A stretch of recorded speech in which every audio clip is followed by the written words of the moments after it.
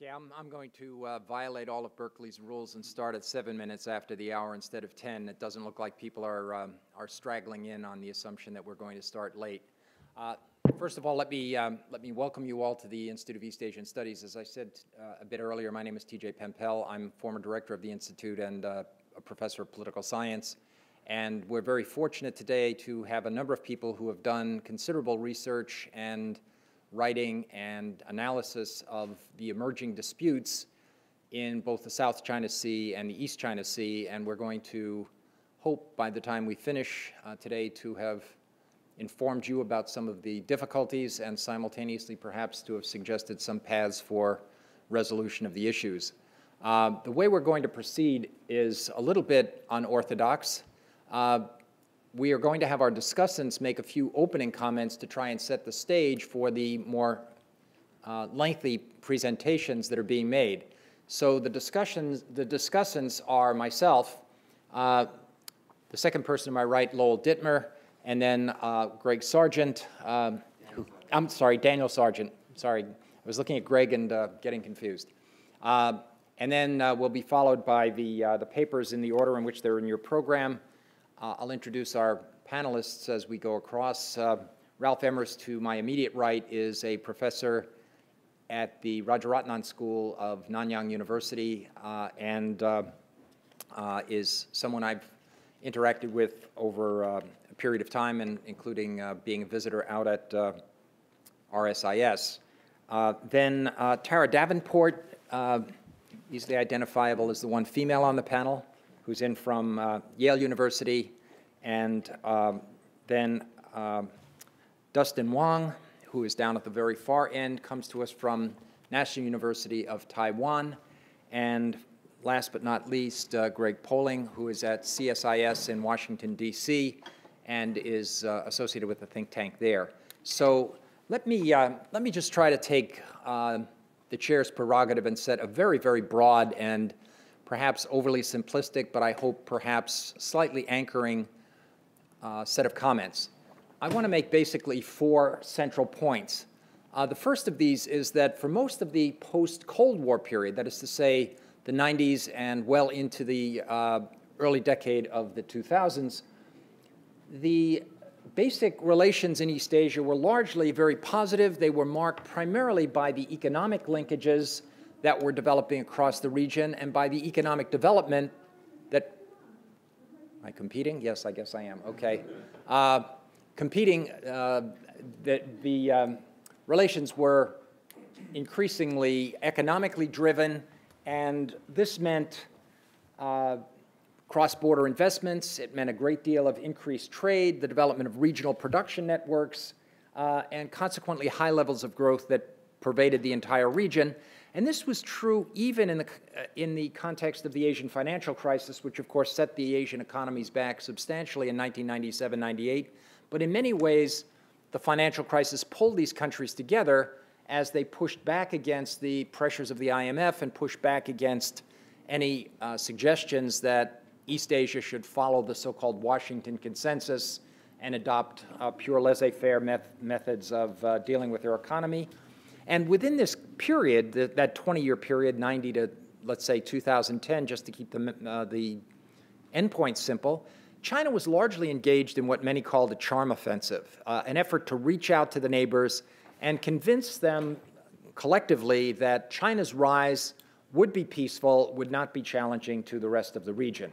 So on balance, we had a period of high economic interaction, very low security tensions.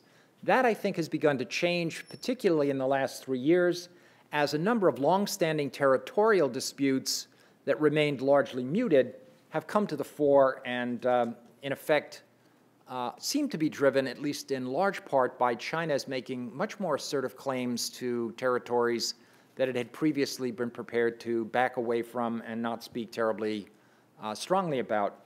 The roots of these disputes are, of course, very deep in history. They're related to claims about continental shelves, about the exclusive economic zones.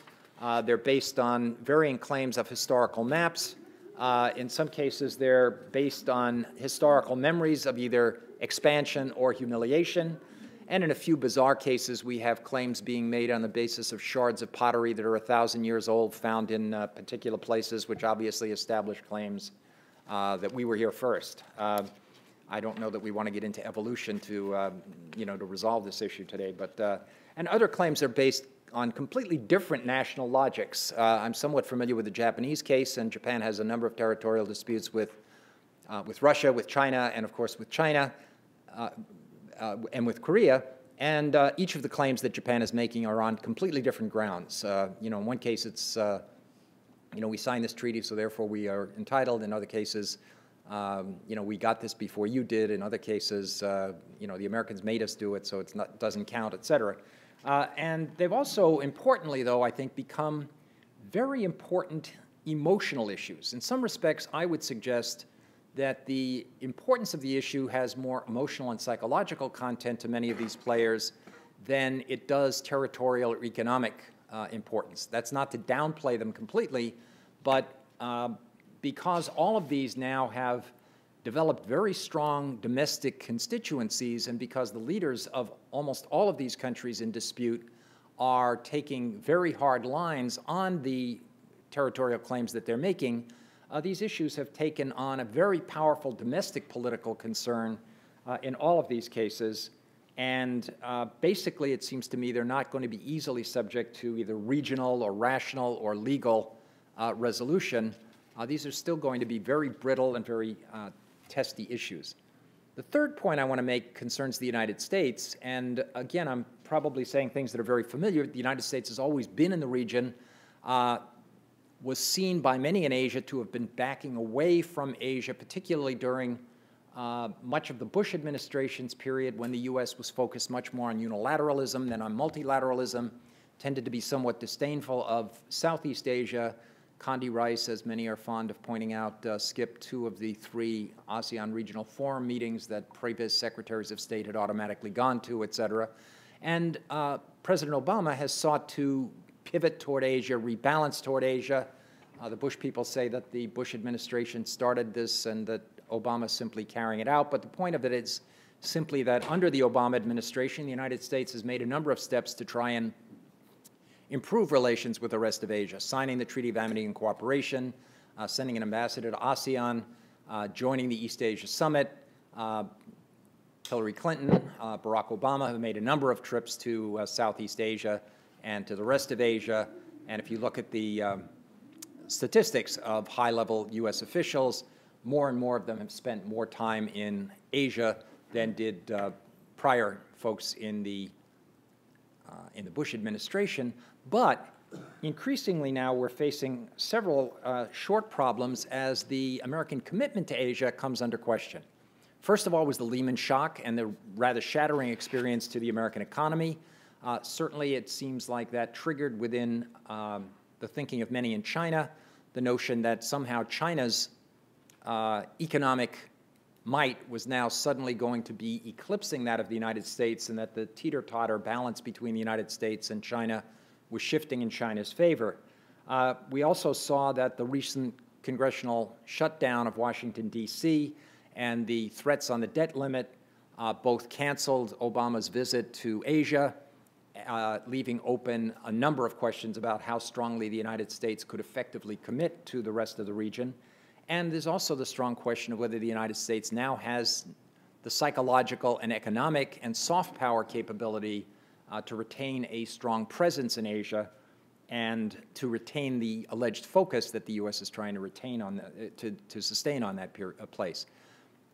And then finally, the fourth point is simply to say that given the nature of these issues, it seems to me if we're not going to be able to resolve the issues in any sensible, quick, and easy way, that what we're left with is the difficulty of political management of these issues, trying to reduce the tensions in some form or other, preventing them from escalating to the point where some foolish movement by a ship captain or a Coast Guard cutter or an airplane creates a situation in which sparks begin to fly and each side begins to escalate a dispute that neither really wanted to get into, but suddenly we find ourselves with armed conflict. So I think a great deal of premium has to be put on the management of these conflicts, and every effort needs to be made to dampen those conflicts and at least in my view, return the Asian focus to the things that unite the region, particularly the commitment to economic growth and the ways in which economics provides a measure of linkage across the region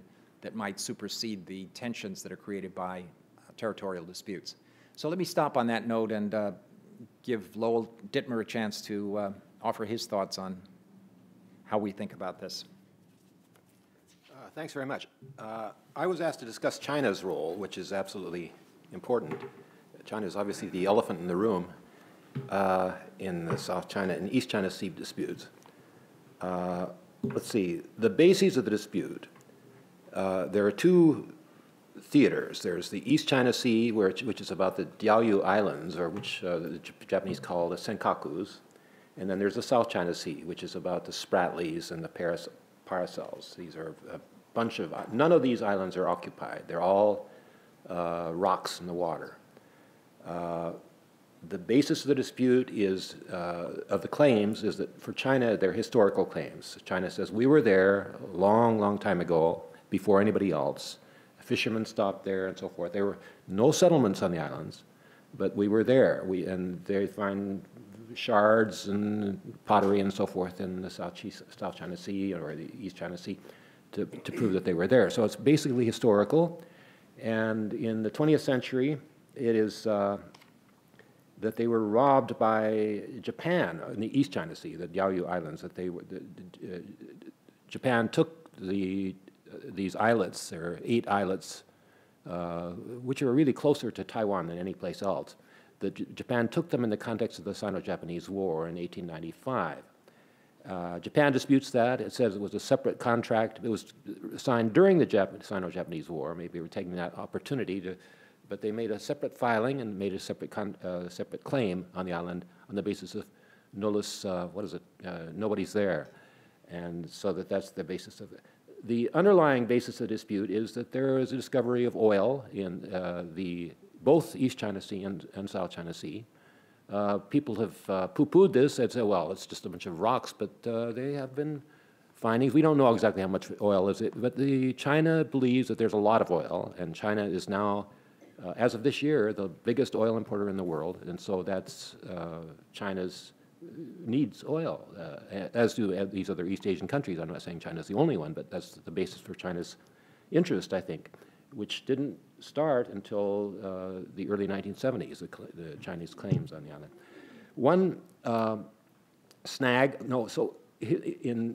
in modern times, the South China Sea was first claimed, as far as this is told to me by Wang Gongwu, who's a very distinguished historian, that the first claim to the whole South China Sea was made by Japan during World War II, because they had conquered all of the surrounding islands, and that they drew this U-shaped line, this dotted line, that encompasses 80% of the area down there during World War II. And then China adopted the map in 1946, after the Kuomintang retook the mainland.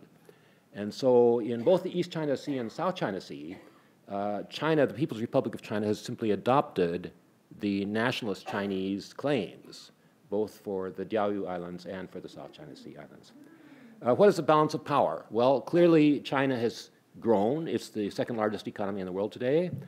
China feels this that they have grown. They feel a greater sense of confidence about their ability, and their army and their military, especially their navy, has grown.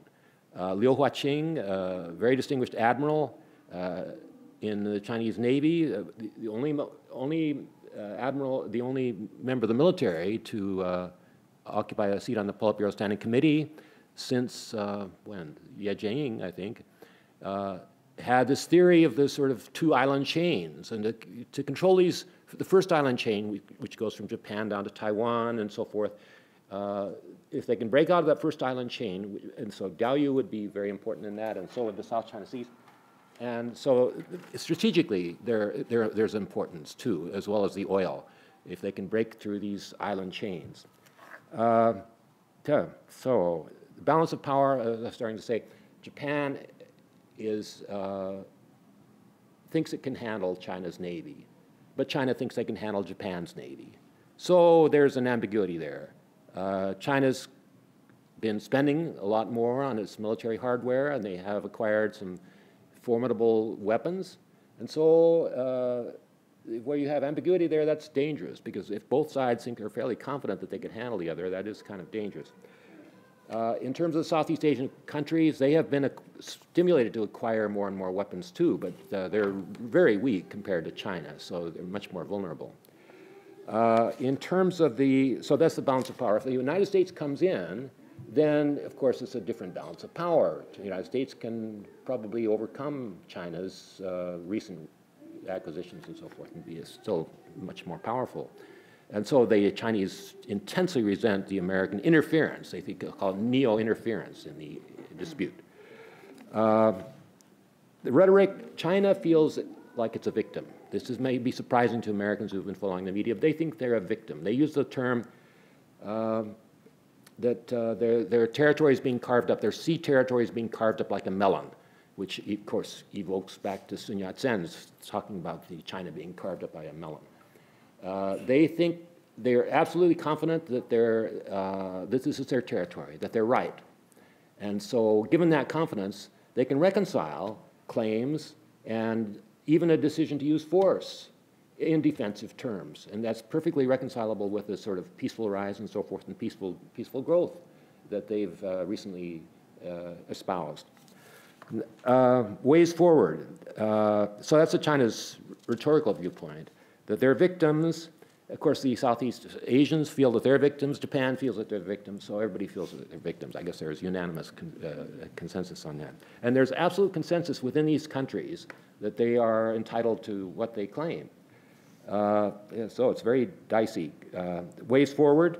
Code of conduct could be formulated by the ASEAN countries in Southeast Asia, but it doesn't look very optimistic at this point. China still prefers to negotiate bilaterally. There could be violence. Violence between whom? The major claimants are, of course, China, Japan in the East China Sea, and China versus Vietnam and the Philippines in the South China Sea. And the U.S. If the U.S. Gets involved, the U.S. could get mixed up. The way the U.S. could get mixed up is that the Chinese, sometimes China defines their claims on the South China Sea in terms of exclusive economic zone, or EEZ.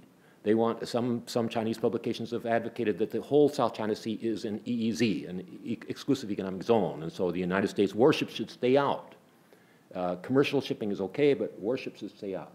So there's already been friction, the Impeccable, the ship that was a spy ship close to China, within China's EEZ, was stopped by, by Chinese Coast Guard vessels.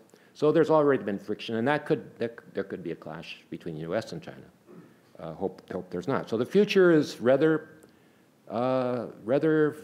fragile, I would say. I'll stop there. Before we move on to our third speaker, I just want to say there are a couple of seats up front. If I see a bunch of folks in the back, many of you may be comfortable back there, but if you'd rather move up, this is a period in which you can do so without interfering with anything else. And these two allegedly reserved seats are not reserved, so feel free to toss the reserved sign off. Okay, let's move now to Dan Sargent. I would like to thank the organizers first for inviting me to participate in this really interesting event, also for accommodating my schedule. Thanks to the responsibilities of daycare and the uncertainties of BART, which would have transported my wife back to take care of the responsibilities of daycare, I have to leave somewhat early, so apologies to anyone whose presentation I miss. Let me speak quickly to the perspective that I offer. I'm a U.S. foreign policy specialist. I'm not an East Asia specialist. But my work does deal with historical change and with the question of how decision makers in the past have adapted to it. And what I'd like to do today would be to pose some questions that I hope will situate the maritime disputes with which our panelists will deal in much more detail in the larger historical and strategic context of U.S.-China relations and of China's rise and sort of the question of how the U.S. will deal with this.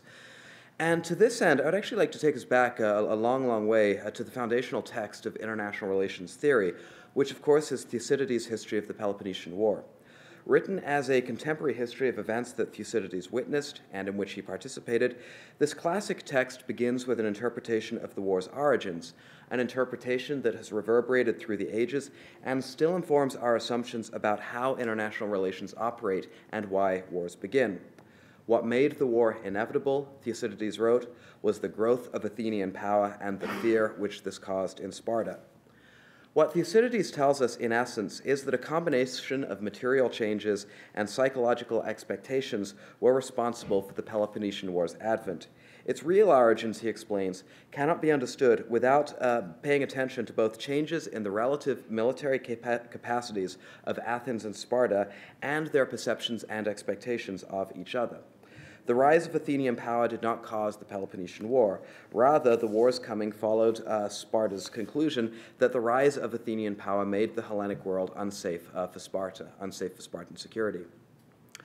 The point is echoed through the ages, and it still informs our understandings of the origins of international conflict.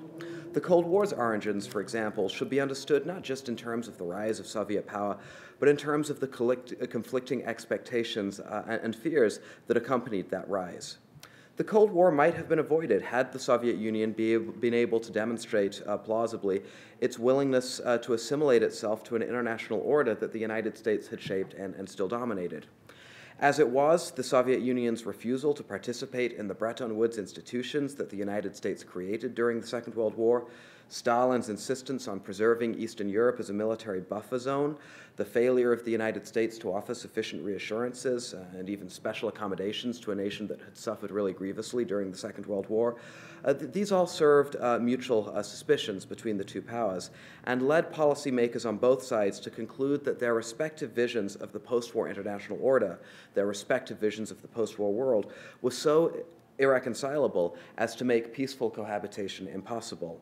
And so the Cold War came. Its legacy looms today over the future of U.S.-China relations. Leading strategic theorists such as Henry Kissinger hope that similar estrangement between the United States and China might be avoided, but nonetheless fear the prospect. Others, such as Edward Luttwak, worry that mutual misperceptions and common incomprehensions may result in an estrangement that neither side really desires. For Luttwak in particular, maritime and other territorial disputes on the periphery of Chinese power rank as the most plausible source of conflict between the two great powers. While China makes territorial claims that estrange its neighbors, the prospect looms, meanwhile, that the United States will end up embroiled in East Asian territorial disputes without ever making a coherent or proactive strategic choice to do so. Chinese territorial claims and U.S. commitments to China's neighbors, from Japan to India, via Australia, Burma, Vietnam, and so on, may ultimately serve to embroil the world's two preeminent powers in a conflict that neither seeks. Contemplating the possible futures of U.S.-China relations in the broader context of East Asian international politics thus ranks among the most urgent tasks for scholars of U.S. foreign policy and, I hope, for policymakers in Washington themselves. And to this end, I would like simply to offer a handful of questions that I hope that this conference will be able to address in the three substantive presentations that follow. I would like to sort of group these questions into four broad categories. The first has to do with capacities, the second with expectations, the third with perceptions, and the fourth with what I would call associations. First, capacities. Here we might consider the actual capabilities of China and the United States across the full spectrum of power resources. You know, what are these capabilities? How readily are they marshaled? When we consider the plausible sources of conflict in the maritime waters of East Asia, the South China and East China Seas, what are the key instrumentalities of power that the major protagonists possess? What are their particular weaknesses and vulnerabilities? The avoidance of conflict, we must remember, depends upon the effective mobilization of power resources no less than does the successful prosecution of conflict once it has begun. The question of capacities therefore merits the most careful attention. Second, the problem of expectations. Here we enter the arena of conjecture, but it is here that the most crucial questions of all reside. What do the United States and China both seek to accomplish in the South and East China Seas? What images of East Asia's future do the two sides entertain? Irreconcilable visions of East Asia's future drove Japan and the United States to arms in 1941. Whether China and the United States can mediate a common shared vision of East Asia's and of the larger international system's future will be a crucial determinant of their future relationships. And here, of course, commentators on international affairs and commentators on East Asia diverge in their expectations. Some, such as Kissinger, remain optimistic, predicting that China, as it rises, will accept the international status quo as it is presently constituted. Others, such as Martin Jacques, are much less optimistic, are more skeptical of China's willingness, even of China's capacity to assimilate itself to existing international institutions and expectations. Nor is it altogether clear what kind of role the United States entertains in East Asia's future. President Obama has spoken of a tilt towards Asia. Whether this indicates a self-conscious willingness on Washington's part to play the role of offshore balancer, as Great Britain did vis-a-vis Germany in 19th century Europe, or whether the tilt to Asia is rather an empty package that serves principally to envelop an expanding array of commitments that the United States has made to small regional powers, often at the instigation of those smaller parties, remains a debatable point. No less perplexing than the problem of expectations is the conundrum of perception. How do the protagonists in East Asia's international relations perceive each other's objectives and purposes? The strategist Edward Luttwak has warned that the gravest danger to regional and world peace is that the United States will misconstrue China's belligerent territorial disputes with its neighbors as an indication of a grand design for aggrandizement, and that the United States will, in return, pursue a proactive containment of Chinese power, thereby initiating an iterative cycle of action and reaction. Perceptions inform actions, but they are, of course, a continual work in progress, subject to ongoing renewal and revision. As we contemplate the region's possible futures, we should ask how both the United States and China perceive and misperceive each other's regional objectives. What kinds of historical assumptions, what kinds of historical analogies inform presumptions on both sides? How, too, might misperceptions be surmounted? Are the ad hoc summits between U.S. and Chinese leaders that have taken place in recent years, the widely touted G2 summits, serving to bridge misperceptions, or are they tending instead to confirm and corroborate them? If regional frictions in the South China and East China Sea are to be managed, these are essential questions to answer and engage. Finally, the question of associations. I have thus far focused on the roles of China and the United States, the two great powers in East Asia, perhaps the two greatest powers by many metrics of power in the entire international system. But the United States and China are not, of course, the only international actors that count in East Asia and in the territorial disputes that threaten to overwhelm China's relations with its contiguous neighbors. These neighbors are themselves vital actors. Their latitude for choice and historical agency is, in some respects, perhaps broader than that available to the two great powers, the United States and China. What of the roles of Japan, of North Korea, of South Korea, of Vietnam, Cambodia, Thailand, Australia, Myanmar, and so on? These actors exercise choice and considerable potential for historical agency.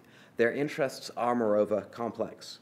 South Korea, for example, appears disinclined to make common cause with Japan against China, even though this is exactly what most accepted theories of international relations would predict that South Korea would do.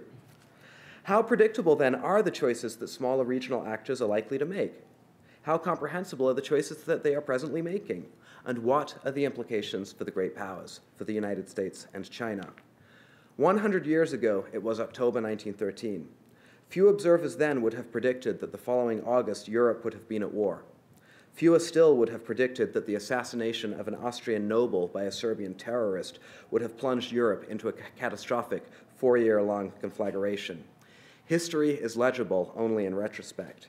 As we peer forward in an attempt to perceive its plausible vectors, we should be mindful of the conflicting wills and purposes that constitute it. These, I hope, this afternoon's papers will help us to better perceive. Thank you very much. We'll now turn to the longer presentations, and I'll follow the order that is there on the program. Let me just ask, in the event that it hasn't already been done, that our speakers try to keep their remarks to about 25 to 30 minutes max. So let me start with Ralf Emmers. Ralf? I'll be relying on a PowerPoint presentation, which should be available right there. This one. And this is, how do I get down? All right, okay, well, maybe on, I think.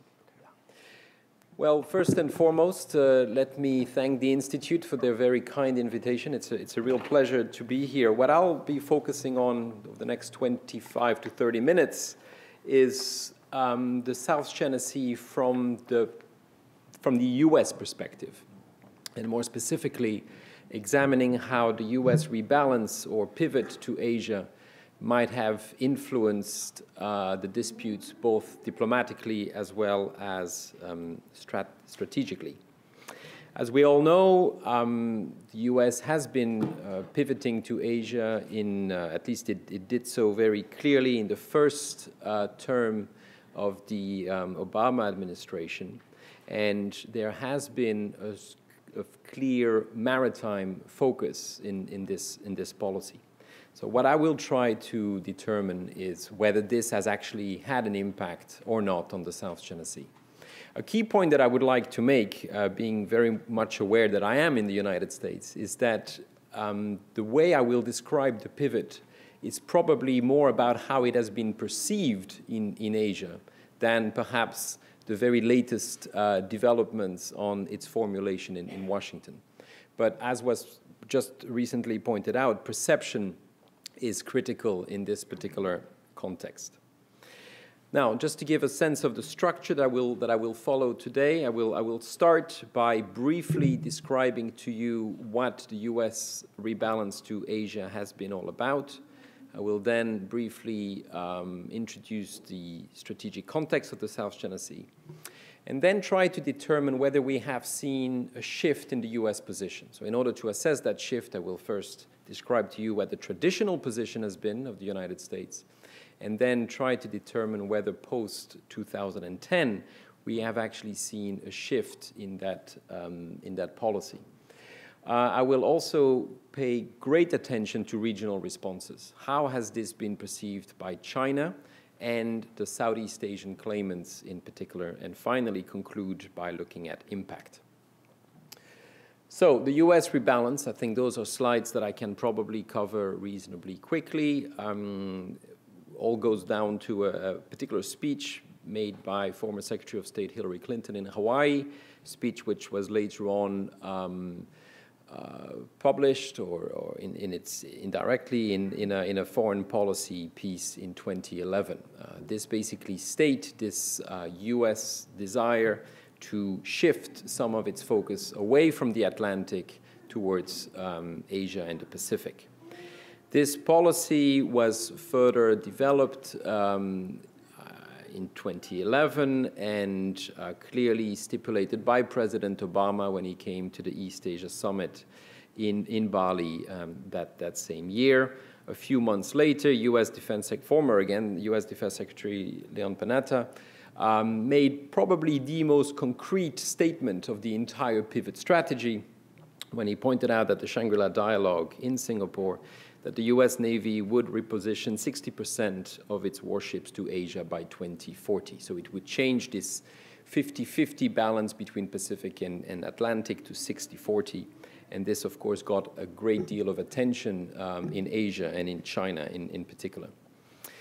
So in practical terms, and this is, of course, where perception might not meet reality, what has happened in practical terms? Well, this is essentially, in military terms, what we are talking about, a deepening of military ties with the Philippines, a rotational deployment of U.S. Marines in Darwin, Australia, as well as the deployment of 4 littoral combat ships to Singapore. I had the pleasure of visiting one of them a few months ago. We've also seen the reaffirmment of security ties with Japan, South Korea, and Australia, and other measures. But overall, again, this is where reality and perception might perhaps not meet. The general perception in Asia is that a lot of talk, but very little practical action and decisions being taken. So from the very beginning, there was a perception of, is this really happening? Or to what extent is this just a short-term policy. What is also important when you pay attention to the pivot is to highlight that it does not just have a military component. It is also meant to have a diplomatic as well as an economic component. And this is critical because most Asian countries would want the pivot to have more than one leg. It is critical for them that this economic dimension, especially through the negotiation of the TPP, the Trans-Pacific Partnership, in a way feeds into this security rhetoric that one has heard a great deal about. Also, diplomacy, one development that we have seen under the Obama administration, in contrast to the former Bush administration, is much more importance being given to the Association of Southeast Asian Nations, ASEAN. Now, let me apply all of this to the South China Sea. In the Q&A, I would be more than happy to see how it applies to the East China Sea, but I thought I would focus this particular presentation on the South China Sea. So just for context, nothing can beat a map. Paracel Islands in the north, claimed by China, Taiwan, and Vietnam.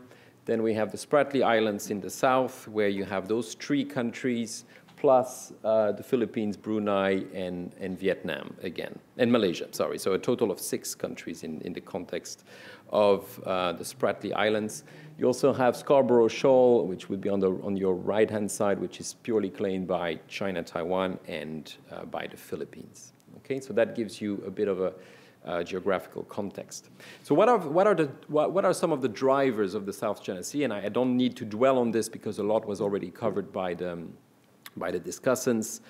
Essentially, the key drivers are well known: sovereignty, hydrocarbon resources, but also, of course, the strategic value of the South China Sea in terms of SLOC security, sea lanes of communication. But I think there are 2 bigger points that are worth noting. One, at least that's how it's being perceived in Southeast Asia. One, ultimately, the South China Sea is very much about the reflection of a changing distribution of power. And the fundamental question that most people have in Southeast Asia is, well, will China rely on international law to address its problems in the region, or will it ultimately rely on force when it has a disagreement which does not seem to be going away with one of its neighboring countries? And as far as the Southeast Asian countries are concerned, that is really the pivotal question. That is what the South China Sea is all about. It's a test case in terms of how one expects China to behave in the next generation or so.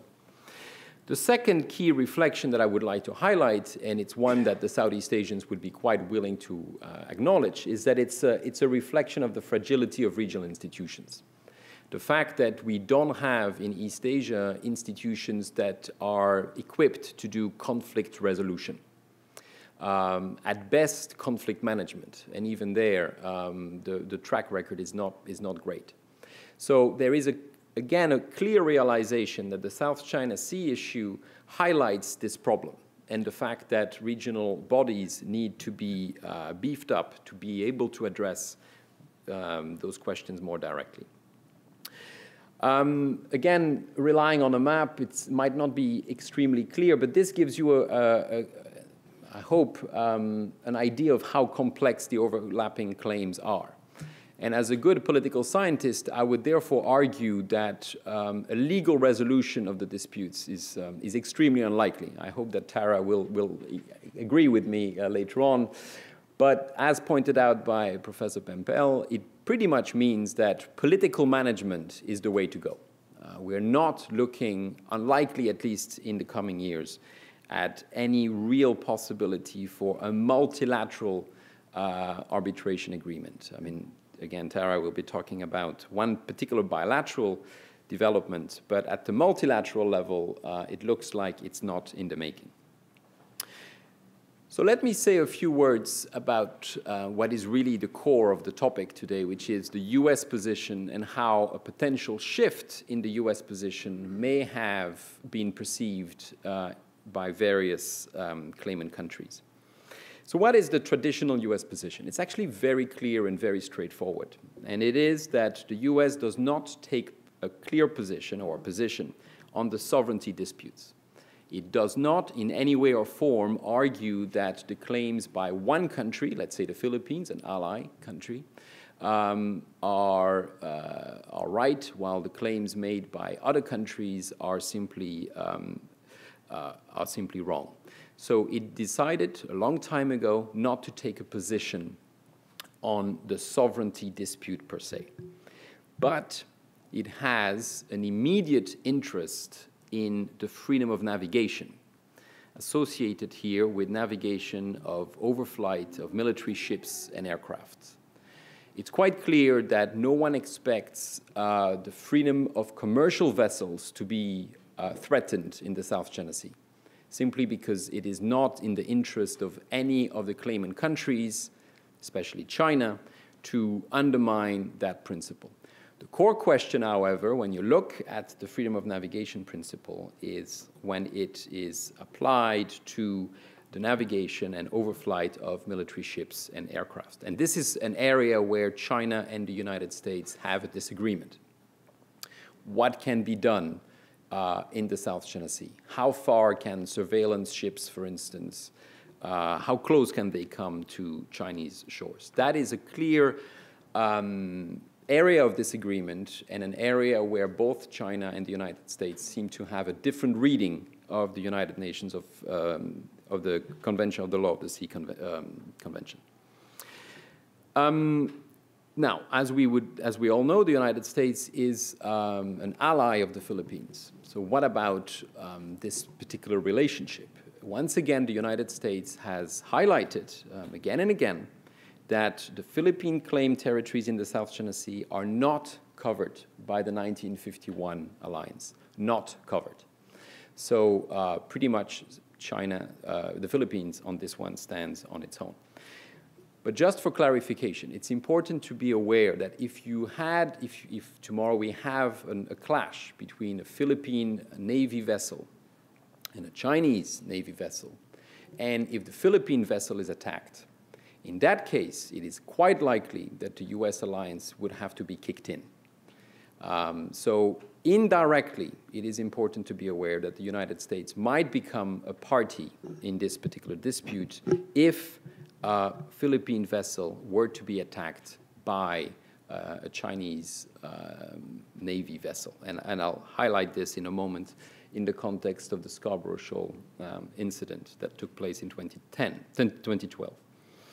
Now, what about Vietnam? We have seen a very rapid deepening of the relationship between Hanoi and Washington. The relationship, after all, was only formalized in 1995, so it's going to be 20 years in another 18 months or so. Having said that, despite some joint exercises and everything else, it is again quite clear that the United States is not in any way or form tacitly supporting the Vietnamese claims in the South China Sea. I think this needs to be stressed.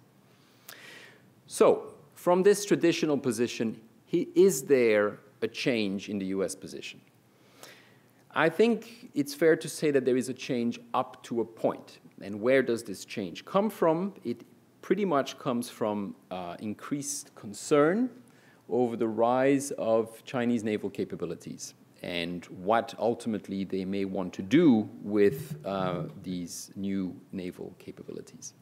Secondly, and perhaps more importantly, uncertainty in Washington over China's commitment to the freedom of navigation principle.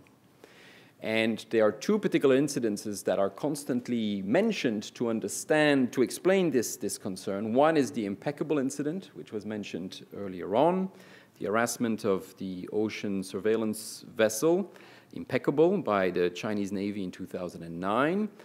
The US argued at the time that this was in international waters and that therefore there was absolutely no possible restriction to what they were doing. The Chinese were saying, well, not really, because this was in our exclusive economic zone, and there are certain types of behavior that we do not condone in our EEZ. Second major development, Philippines-China Scarborough Shoal incident in April 2012, a standoff involving both navies, got the American side particularly nervous, worried that they might indirectly get involved in this particular conflict. So, in terms of the rebalance, what we then saw was some key statements being made from the United States or American officials that got the Chinese in particular very concerned. I think the key one came from Hillary Clinton in 2010 at the ASEAN Regional Forum, the ARF, when she stressed that the South China Sea was a national interest of the United States. And this is something that the Chinese, well, they were pretty angry over this statement. We had some other big statements coming from Robert Gates, but also President Obama himself, who in 2011 restated that the US takes no sides, but that it has a clear interest in the freedom of navigation. I think what is more upsetting, especially to the Chinese, and I'll come to this in a moment, is the fact that the US started shifting its policy to some extent and decided to mention the South China Sea in pretty much any multilateral forum. So it decided to give much more diplomatic attention to this issue and basically decided to use any multilateral opportunity to raise the South China Sea issue. This was particularly upsetting to the Chinese, as they have preferred to always go for a bilateral approach. Secondly, the United States has been arguing again and again that ultimately the South China Sea would have to be resolved based on UNCLOS. Again, something that the Chinese are not completely comfortable with, and hence creating some resentment. So let me say a few words about the regional responses, although I'm well aware that I've said quite a bit already about China. What is important is China again and again has characterized the US as an outside power, essentially not as a Pacific power, but as an outside power, and hence as an external party to those territorial disputes in the region. And China has very much described the pivot, at least in 2010, 2011, as part of Cold War thinking, an attempt at alliance building and so on and so forth, which Beijing has argued is not the way to promote peace and stability in Asia in the 21st century. And China has responded quite actively to the pivot, both militarily, and I'll say a few words about that in a moment, but more importantly, I think, by adopting a very active foreign policy towards Southeast Asia. And we saw this at the beginning of October when Xi Jinping had a pretty successful trip to Southeast Asia and pushing all the right buttons in trying to send a very clear signal. We are not going anywhere. We are ultimately forever going to be a neighbor of Southeast Asia. We are here to stay. The United States, however, well, we don't know yet. They might not. So the signal that they send to the Southeast Asian countries is, you have to deal with us. You have no choice here. And we must transform this relationship into a win-win relationship. At the same time, Beijing has been somewhat reassured by the limited US deployment of troops. As mentioned a moment ago, in practical terms, the pivot has not meant very, very much. And this has to some extent reassured the Chinese. Some budgetary constraints and some troubles in Washington have also, to a large extent, reassured the Chinese that the pivot may not be sustainable in the long term. But on the South China Sea, China has been very clear. What the US is doing is interfering in regional affairs. It's basically the United States acting as an external power and escalating the situation rather than improving the situation. And Scarborough Shoal is one clear example where the Chinese would argue the United States orchestrated pretty much everything from Washington. So there is, in that sense, a clear, deep misunderstanding and misperception going on between the two. Now, what about the other claimant countries? What about Vietnam, for instance? Well, Vietnam, perhaps unsurprisingly, has gone the opposite way. It has very much welcomed the pivot It has upgraded its defense relations with the United States. Joint naval activities have been conducted. Cam Ranh Bay have been reopened for commercial usage, and it has already been used by some US ships. We also had a very symbolic visit by Panetta to Cam Ranh Bay in June 2012. The Philippines, very similar response to the one coming from Hanoi. Manila has publicly supported the pivot. It has asked for the deployment of spy planes. It has announced plans to reopen Subic Bay and to make it available to US vessels. So again, we are seeing a red carpet. Please come back and provide us with some support. So the two positions, of course, are non-surprising. They are very much a response coming from this concern over China's rising power, assertiveness in the South China Sea. And basically, both countries are looking for some kind of tacit balancer in the region. And the US, through the pivot, possibly provides this balancing power. Now, what about the two other claimant countries, Brunei and Malaysia? And this is where you notice that Southeast Asia is not completely united on the South China Sea, because the two other claimant countries actually adopt a rather different perspective on the pivot in particular. Both of them are much more concerned about the military component of the pivot, arguing it's too much about guns, it's not enough about diplomacy and economics, and ultimately the only thing it will do is that it will increase external interference, and it will ultimately mean that we become some kind of a proxy region where China and the United States can struggle and compete for influence. And I think this is a key point which ultimately undermines what the pivot can do in the South China Sea. ASEAN itself is not united over the South China Sea. You do have different positions.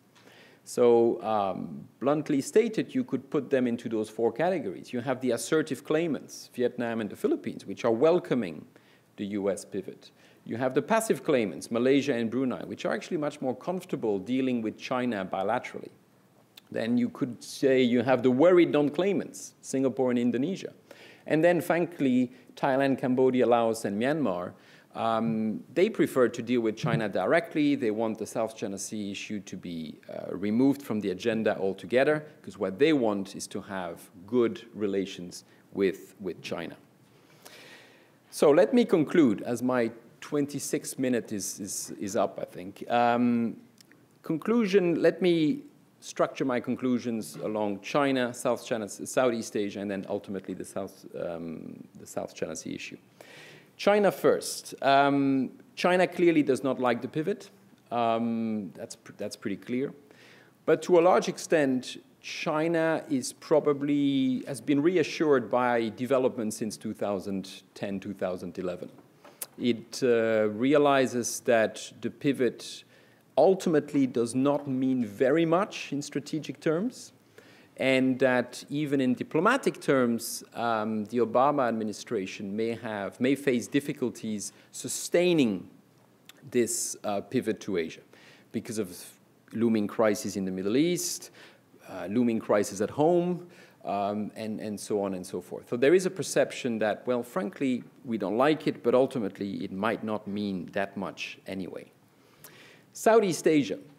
In contrast to China, most Southeast Asian countries welcomed the pivot. They saw it as a good response to Chinese assertiveness.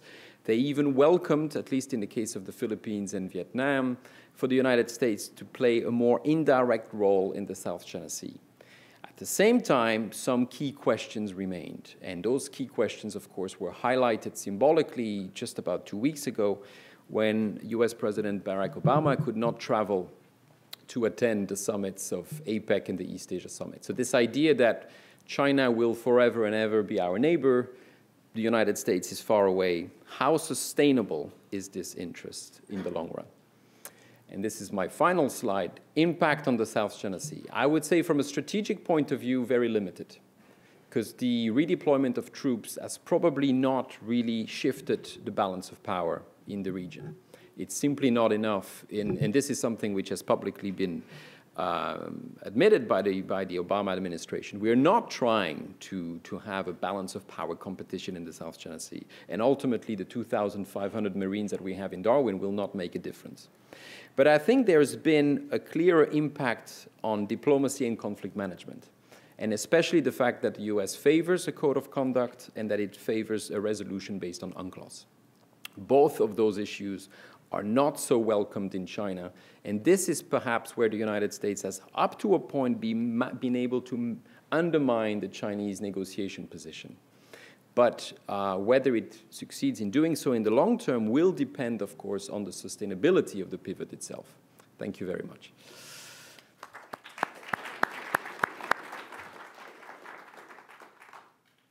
Our next speaker is Tara Davenport.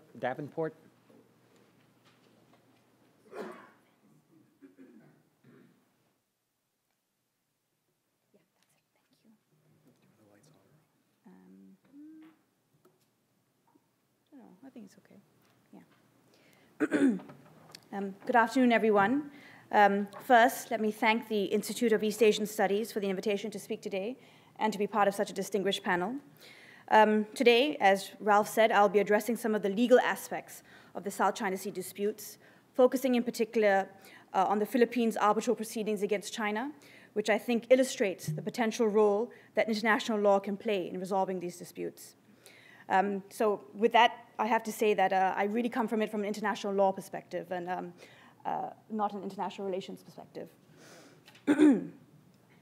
So a background to the case, I think, is essential. I like to divide the South China Sea legal disputes into three essential components. Firstly, the territorial sovereignty disputes. Secondly, the marine entitlement disputes over maritime space and resources. And lastly, disputes over maritime delimitation. Of course, I think Ralf went through this pretty effectively. Paracel Islands, claimed by China, Taiwan, and Vietnam, occupied by China. Scarborough Shoal, claimed by China, Taiwan, and the Philippines, and also effectively occupied by China recently. Spratly Islands, claimed in whole or in part by China, Taiwan, Vietnam, Philippines, and Malaysia. Brunei, again, the claim is not particularly clear. They have not been very active in the dispute. This is the map that Ralf used, and I think we all share many similar maps. As you can see, it just sets out the geographical context of where these disputed features are located in the South China Sea. So the maritime entitlement disputes. The dispute on maritime entitlement stems from the various overlapping maritime claims that have been asserted by the claimants. Such claims have been made either in a legislation or other official documents, and I think that is important to remember that under UNCLOS, it does require you to actually make official claims and lodge your geographical coordinates of such claims with the United Nations. Vietnam, Philippines, Malaysia, and Brunei have claimed a 200 nautical mile exclusive economic zone, as well as a continental shelf from their mainland coasts or their main archipelago. They have also claimed or indicated that they will claim an extended continental shelf beyond the limits of the 200 nautical mile EEZ. None of the Southeast Asian claimants have officially claimed an EEZ or continental shelf from any of the disputed islands. China has also claimed an EEZ and continental shelf from its mainland coast. However, of course, to obtain access to the resources in the South China Sea, China has to base its claim either of to maritime space, either from the disputed offshore islands or from the 9-line map. So exactly what is China's claims in the South China Sea? And I think that everyone knows that this has been shrouded in a certain amount of mystery and uncertainty. They have not officially clarified their claims, although through various official statements, as well as academic writings, one can discern that they are making a three-pronged argument. Firstly, to sovereignty over the islands within the 9-line. Secondly, to sovereign rights and jurisdiction in the EEZ and continental shelf measured from the islands, that is, these maritime zones generated by the islands. And lastly, historical rights and jurisdiction over the natural resources in and under the waters within the 9-dash line, even within the EEZ of other coastal states. And I believe that this is the most controversial aspect of China's claim. Oh, sorry. There we are. And this is a map just showing the multitude of overlapping claims in which claimants have conflicting rights and jurisdiction. It is a very difficult and complex legal problem. And I agree, not easily resolved by legal answers or solutions. The third aspect of the South China Sea disputes are the maritime delimitation disputes. The maritime delimitation disputes in the South China Sea have not crystallized as yet. This is because maritime delimitation can only occur once sovereignty and entitlement disputes are resolved. So once the sovereignty disputes have been decided, as well as which features are entitled to generate what type of maritime spaces. The major issue will stem on what effect should be given to islands in delimiting boundaries when compared to mainland coasts. And there's a general trend in maritime delimitation law to award islands less effect or less maritime space as compared with mainland. The map over here, the red line, shows actually an equidistance or median line from the islands vis-a-vis the mainland coast of the coastal countries, coastal states. So I come now to the Philippines-China arbitral proceedings. A very quick overview of how the compulsory procedures under UNCLOS work. The general rule under UNCLOS is that any dispute on the interpretation or application of any provision is subject to compulsory procedures entailing binding decisions. So basically it means if a dispute on any provision arises and cannot be settled by negotiations, either party may unilaterally bring the other party to a court or tribunal. If the parties can indicate, which forum they would like to hear their disputes, either the International Court of Justice, the International Tribunal for the Law of the Sea, or an arbitral tribunal constituted under Annex 7 of UNCLOS, and they indicate that on ratification of UNCLOS. If there's no agreement between the parties on which forum is to decide these disputes, then the default procedure is Annex 7 arbitration. Would also like to reiterate that parties to UNCLOS agree to these procedures when they become parties to the convention. They consent in advance. Of course, there is an exclusion. I think the negotiators of UNCLOS realized that there was UNCLOS brought up many sensitive issues which parties would not be willing to refer them to compulsory dispute settlement. So they have put in this clause, option exception, which China has exercised, that it does not accept the compulsory procedures entailing binding decisions for certain categories of disputes, including the interpretation or application of Articles 15, 74, and 83 relating to sea boundary delimitations. Secondly, disputes involving historic bays or titles. Thirdly, disputes involving military activities or law enforcement activities. And lastly, matters over which the Security Council is exercising functions assigned to it by the UN Charter. And of course, UNCLOS very helpfully has not defined many of these terms, basically leaving it open to interpretation. So the upshot of this is that it is not possible for the ASEAN claimants to bring China to a court or tribunal on the delimitation of maritime boundaries. And now I come to the initiation by the Philippines of arbitral proceedings. On 22nd January 2013, Philippines, in a move that surprised the international community, commenced arbitral proceedings against China. And I think this was basically, we'll never know obviously, but was precipitated by a series of incidents, perhaps starting with the Scarborough Shoal and China effectively taking control over that area, and then going on to more assertive actions that China had taken in that year. This just gives a very brief overview of the key dates in the process. They appointed Rudiger Wolfram as an arbitrator for them. On the 19th of February, China basically said that it would not participate. In March, the ITLOS president appoints an ITLOS judge as an arbitrator on behalf of China. And this is what the UNCLOS rules state, that the ITLOS president has the power to appoint arbitrators when the other party is choosing not to participate in the proceedings. After that, He appoints Chris Pinto, Jean-Pierre Cot, and Alfred Soons. Chris Pinto resigns from the tribunal because it appears that he has a Filipino wife, and they did not want to. They wanted to remove all allegations of impropriety or bias. ITLOS president then appoints Thomas Mensah. China issues a note verbal to PCA reiterating its non-participation. And on the 27th of August, the tribunal issued its first procedural order directing the Philippines to submit its memorial by 30th March 2014.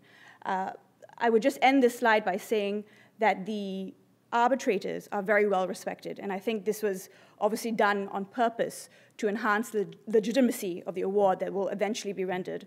I think 4 of them are either ITLOS judges or former ITLOS judges, and one of them is a very well-known law of the sea academic, which is Alfred Soons.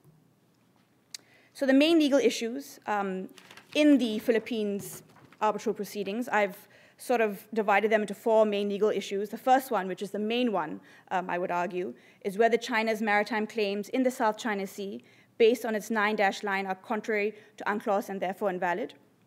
The second main issue is whether 4 of the islands occupied by China are rocks under Article 1213 and are hence only entitled to a 12 nautical mile territorial sea.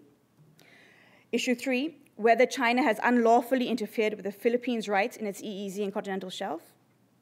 And number 4, whether China can legally claim and occupy submerged features. Now, of course, it would take a crystal ball and legal reasoning that I'm probably not equipped with at the moment to predict exactly what the arbitral tribunal will find on these issues. I will not be discussing the merits of any of these positions, but I did want to give you a quick overview of the issues. So, of course, the first one is the legality of the China's 9-dash line. Philippines' position is the land dominates the sea, and this has been a maxim in law of the sea from time immemorial. So any claim to maritime space must be made from land territory, including islands, but not from a historical map. China's position, as I said earlier, sorry, I apologize for the typos, sovereignty over islands within the 9-dash line, sovereign rights and jurisdiction in the EEZ and continental shelf measured from the islands, and lastly, historical rights and jurisdiction over the natural resources in and under the waters within the 9-dash line. Issue 2, whether the islands occupied by China are Article 1213 rocks. I did not put Article 1213 down, the text of it actually, because I'm quite sick of that article, frankly, and didn't want to see it again, but I assume that most of you know about it, but just in case you don't. Article 121 says, an island is a naturally formed area of land surrounded by water, which is above water at high tide. Islands have the same maritime zones as other land territory, including territorial sea, EEZ, and continental shelf. However, a rock, which I should mention is also an island, however, it is an island which cannot sustain human habitation or economic life of their own, and they are not entitled to any maritime zones, except for a territorial sea. So, Philippines has challenged the status of 4 features, the Scarborough Shoal and 3 reefs, Johnson, Quarterton, and Fiery Cross, which are occupied by China and the Spratlys. They do admit and acknowledge that these 6 tiny protrusions, that these features are islands because technically they are above water at high tide. However, they argue that these features are rocks entitled to only a 12 nautical mile territorial sea because they cannot sustain human habitation or economic life of their own. Their argument is that China has been acting as if these features are islands entitled to extensive maritime zones and have been exercising their rights on the basis that they own these islands, that they have sovereignty over these features.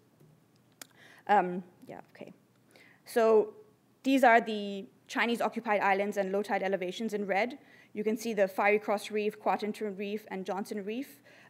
Scarborough Shoal is sort of a bit above. This is Scarborough Shoal. The debate about whether it's an island or a rock, I mean, it's really, my director likes to use a common sense test, which is leave them there for 30 days and see whether they survive, as a definition. So this is Quarterton Reef, again, very similar. They've built up on it. It's over there. All right. Issue 3. China's unlawful interference with the rights of the Philippines. Again, this is linked to the second issue, whether these islands are rocks entitled to extensive maritime zones, or sorry, not entitled to extensive maritime zones. They argue that China has no right to the resources outside the 12 nautical mile territorial sea of these rocks. And they also argue that China is unlawfully exploiting resources outside these rocks and is interfering in the Philippines' right to exploit these resources. And as you can see, well, you can't really see from this map, but both Scarborough Shoal as well as Johnson Reef are within the 200 nautical mile EEZ of the Philippines. So if China has sovereignty over Johnson Reef and Scarborough Shoal, and if these features are entitled to an exclusive economic zone as well as a continental shelf, sorry, would significantly overlap with the EEZ of the Philippines. So that is really, that is the issue. So that is why Philippines wants the tribunal to declare that these rocks are only entitled to a 12 nautical mile territorial sea. Number 4, whether China can legally claim and occupy submerged features. This is also quite an uncertain and controversial issue in law of the sea. Philippines argues that 4 of the reefs occupied by China are not islands because they are not naturally formed areas of land above water at high tide. Many of these reefs have been built up by China. They argue that these features are not subject to claims of sovereignty because you cannot assert sovereignty over something which is submerged. You can only assert sovereignty over an island which is above water at high tide. Something to do with being able to stand on the island without your feet getting wet. And again, these features are not entitled to any maritime zone of their own under UNCLOS. They argue that Mischief and McKinnon reefs are part of the continental shelf of the Philippines and that the Philippines has jurisdiction over them. I will just go back, sorry, excuse me, I just want to go back to this to show you where, yes, so the yellow, right, they're called, under the law of the sea, they're known as low tide elevations, which may be above water at low tide, but are submerged at high tide. And you can see the yellow arrows point to these low tide elevations. And okay. So Article 13 gives a definition of low tide elevations. The most important thing is that it is not entitled to a territorial sea of its own. Right? And of course, UNCLOS also contains this provision on artificial islands, installations, and structures. And basically, the coastal state has exclusive authority over such artificial islands, installations, and structures in the exclusive economic zone and continental shelf. And this is Mischief Reef, and this actually raises a very interesting question. It was previously a low tide elevation that has actually been built up and developed by China. So what is its status under international law? Is it a low tide elevation? Is it an island? Is it an artificial island? I think that these are all issues that the tribunal will have to decide.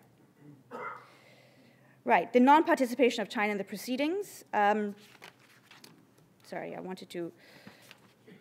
Yeah, China is, of course, in very good company here. I think the United States itself, France, as well as Iran, are some of the countries which have not participated in international legal proceedings brought against them. In my own personal opinion, I believe that I feel as if China would have had a better chance in obtaining a favorable award if it had chosen to defend the proceedings. The Philippines, I think, does not have an airtight case, and there are certain issues on which the tribunal may find in favor of China, but because China is not basically putting its best case forward, now it's much more uncertain. In any event, the proceedings will go on with or without China, and this is because UNCLOS recognizes that absence of a party or failure to defend the case is not a bar to the proceedings. However, before making the award, the arbitral tribunal must satisfy itself that it has jurisdiction and the claim is well-founded in fact and law. And this is just a paragraph from the rules of procedure issued by the arbitral tribunal. And you would see here, the arbitral tribunal directs the Philippines to fully address all issues, including matters relating to the jurisdiction of the arbitral tribunal, as well as the admissibility of the Philippines' claim. This is something I found very interesting, which is, although they are not participating in the proceedings, China has made several statements in official channels, basically setting out their views on the proceedings as well as the jurisdictional issues. So this is a statement from Kuan-Hsiung, the legal advisor to the Chinese Ministry of Foreign Affairs, dated quite recently. Claims for arbitration, the Philippines' claims for arbitration are essentially concerned with maritime delimitation in the South China Sea and inevitably involve the sovereignty of relevant islands and reefs. The issues of territorial sovereignty are not disputes on the interpretation or application of UNCLOS. China's declaration in 2006 that it excluded disputes on maritime delimitation from compulsory dispute settlement in UNCLOS is legitimate, public, and effective. By refusing the Philippines' arbitration request, China is exercising its legitimate right as an embodiment of the rule of law. And I found this very interesting. It raises the argument, is China going to defend its case in a sort of implicit or peripheral manner through the media? You know, it's something that I think that the arbitral tribunal will be paying very close attention to. So the implications of an award on jurisdiction. There are some possible jurisdictional issues whereby it may mean that the tribunal does not have jurisdiction over the disputes referred to it by Philippines. Issue 1, is a dispute over the interpretation or application of UNCLOS. It could be argued, for example, that the 9-dash line is based on historic rights, which predated UNCLOS, and is hence not dealt with in UNCLOS. I mean, I have my own views on the merits of that argument, but I'm just putting it out there as an issue that can be raised. Issue 2, have the parties fulfilled their obligation under UNCLOS to exchange views on the dispute? It is a requirement under UNCLOS that parties have to negotiate in good faith before invoking compulsory dispute settlement. Although this dispute has been very long-standing, it could be argued that no good faith attempt at negotiation has been made. However, I would note that previous tribunals have held that this requirement has been fulfilled by very little attempts to negotiate. So it's a very low threshold. So I don't think that this is going to be much of a jurisdictional issue. The third issue, does it fall within China's exception to compulsory dispute settlement under Article 298? Is it a dispute on Articles 15, 74, and 83 on sea boundary limitations? One could argue that the dispute is on entitlement. You remember I had 3 aspects of my dispute in my beginning slides: territorial sovereignty, entitlement, and delimitation. And you could argue that the disputes that Philippines has raised is really to do with China's entitlement in the South China Sea and not delimitation, and therefore is not covered by the option exception. On the other hand, you could also argue that determining entitlement is an essential part of delimitation, and therefore it is excluded. It could go either way. Is it a dispute on historic bays and titles? Again, this has not been defined in UNCLOS. Could China argue that the U-shaped line brings up issues of historic titles, and therefore it is excluded from compulsory dispute settlement? Lastly, is it a dispute concerning law enforcement activities? Could China argue that the interference with Philippines' rights in the EEZ and continental shelf actually brings up directly law enforcement activities, which is excluded from compulsory dispute settlement? I only highlight these issues to show you that it is a very difficult job that the tribunal has, and it's really, really not clear-cut.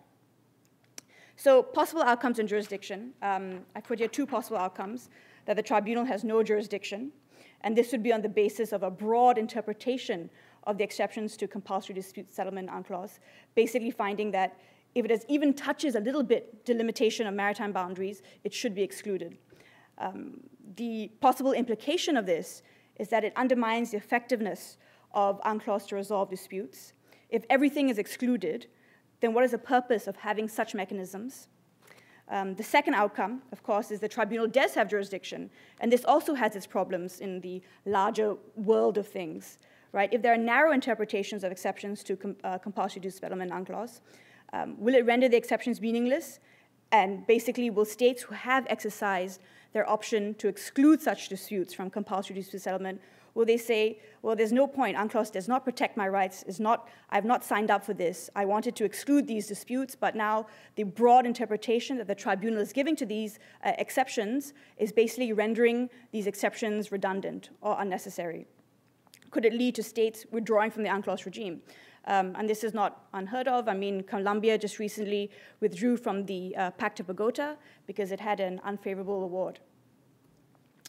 So, and implications, I'm nearly done. I only have a few more slides. Implications of an award on the merits. Again, I speak of outcomes in very binary terms for illustrative purposes only, because in reality, of course, outcomes are much more nuanced. International courts and tribunals often do not decide on a win-lose basis. However, they try to find a compromise. Very often, you will find awards that give something to both parties. So I've put here, really just for illustrative purposes, an award in favor of the Philippines, an award in favor of China, a mixed award, which basically gives something to both parties and takes something away from both parties. So award in favor of the Philippines. I believe it will not resolve the underlying sovereignty. Well, it definitely will not resolve the underlying sovereignty and maritime delimitation disputes, and this will still be outstanding. Again, problem also, it's not enforceable. That is a problem with international law.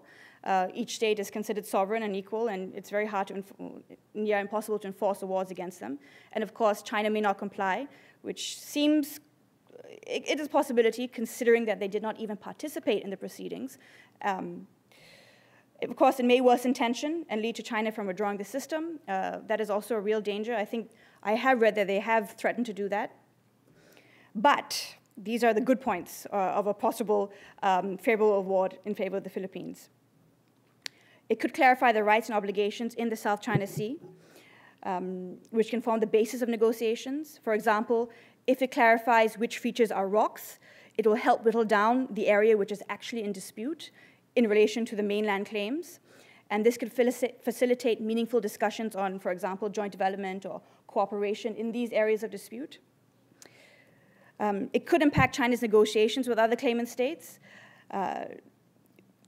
Although awards and judgments are only binding between the parties to a dispute, the award has the potential to clarify uncertain legal principles which are of general applicability and which will also apply to, for example, the disputes that Vietnam has with China, that Malaysia has with China, particularly when it comes to defining what is an island versus a rock, or what is a submerged feature, and what are the rights that coastal states have over submerged features. Could encourage other claimant states to bring similar claims. This could also potentially happen, especially if Philippines obtains a favorable award. And lastly, it could impact China's exploration and exploitation in the South China Sea. For example, if the award decides that China can only make claims based on land territory and not on some form of historic rights, China may not have rights in certain areas, and therefore oil companies may be reluctant to invest or exploit in these areas. Of course, this comment is basically rendered pointless because by the fact that China does most of its exploration and exploitation by itself, or is beginning to do much of its exploration by itself. However, I put this there because I wanted to illustrate that there could be implications to the award. The award could have effect. It is not just something that a paper judgment, which will have no implications whatsoever. Award in favor of China, of course, will detrimentally impact the Philippines' negotiating position vis-a-vis China, may impact China's negotiations with other claimant states. It will strengthen China's bargaining position vis-a-vis other states, may embolden China to be more assertive in the South China Sea, and however, despite this, it could also clarify rights and obligations of claimant states in South China Sea. For example, I mean, if it's an award that says that a particular feature is entitled to an extensive maritime zone, it could really make things more certain. I think, again, clarify areas in dispute. Concluding remarks, and this comes back to Ralph's question, can international law play a useful role in the South China Sea disputes? I, of course, come from a very biased position, being an international lawyer. I think that there has always been a perception that international law and international dispute settlement will play a minimal role, if nothing, in the resolution of these disputes. And I believe that the Philippine-China arbitral proceedings will be a test for UNCLOS and for international law generally. And I think this is something that the arbitral tribunal are very well aware of. I have to agree with Ralf, unfortunately, though, that international law and international dispute settlement probably will not provide a sustainable, a long-term, or immediate, actually, resolution to the South China Sea disputes. But that said, I still believe that it is an essential part of an incremental process that includes both diplomacy and negotiations. I believe that, of course, disputes are resolved in stages. And I think that the award has a potential to clarify claims in the South China Sea and form the basis of negotiations, as I had already explained. And lastly, which is how I think that international law plays the most useful role in the South China Sea disputes, is that it shapes the way in which the claimants communicate and interact with each other, and through the language of law. Parties, and including China, use international law to put forth their arguments or to validate them. For example, even its arguments on historical rights is based on an interpretation of international law, even if it may be a wrong one. And another example is when they chose not to participate in the proceedings, it said it had a legal right. And I think that's very important because they're still using legal rights, legal arguments to defend their claims. And I think this is a recognition that there's some norms exist and some norms cannot be derogated from. I think with that, I will just end with one last point, which is I think in particularly my region, Southeast Asia and Asia, that there's a perception that dispute settlement, binding dispute settlement is not effective, will not make any headway. And I would have to just respectfully disagree with that view. I think that we have to remember the origins of dispute settlement, which was really an alternative to war, right? It provided a civilized option to use of force. I think that's very important to remember. And I also think it's important to remember that dispute settlement actually delegates decision-making powers to a third party. And this actually helps to depoliticize an issue and could be more acceptable for national electorates. And with that, I will end. Thank you very much.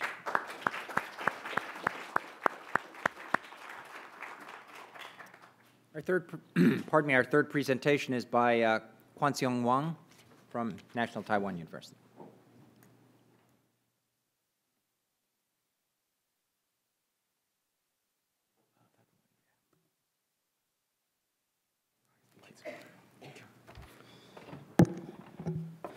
Thank you, Chairman, and ladies and gentlemen, good afternoon. My name is Kuan-Hsiung Wang. I'm from the National Taiwan Normal University. Basically, normal is a quite strange term for possibly for most of you, but normal, it means educational and teacher training. So after my explanation, you should think that other universities in Taiwan, they are normal. Okay, so first of all, I would like to thank the Institute for inviting me to participate in this very important and as well as timely conference.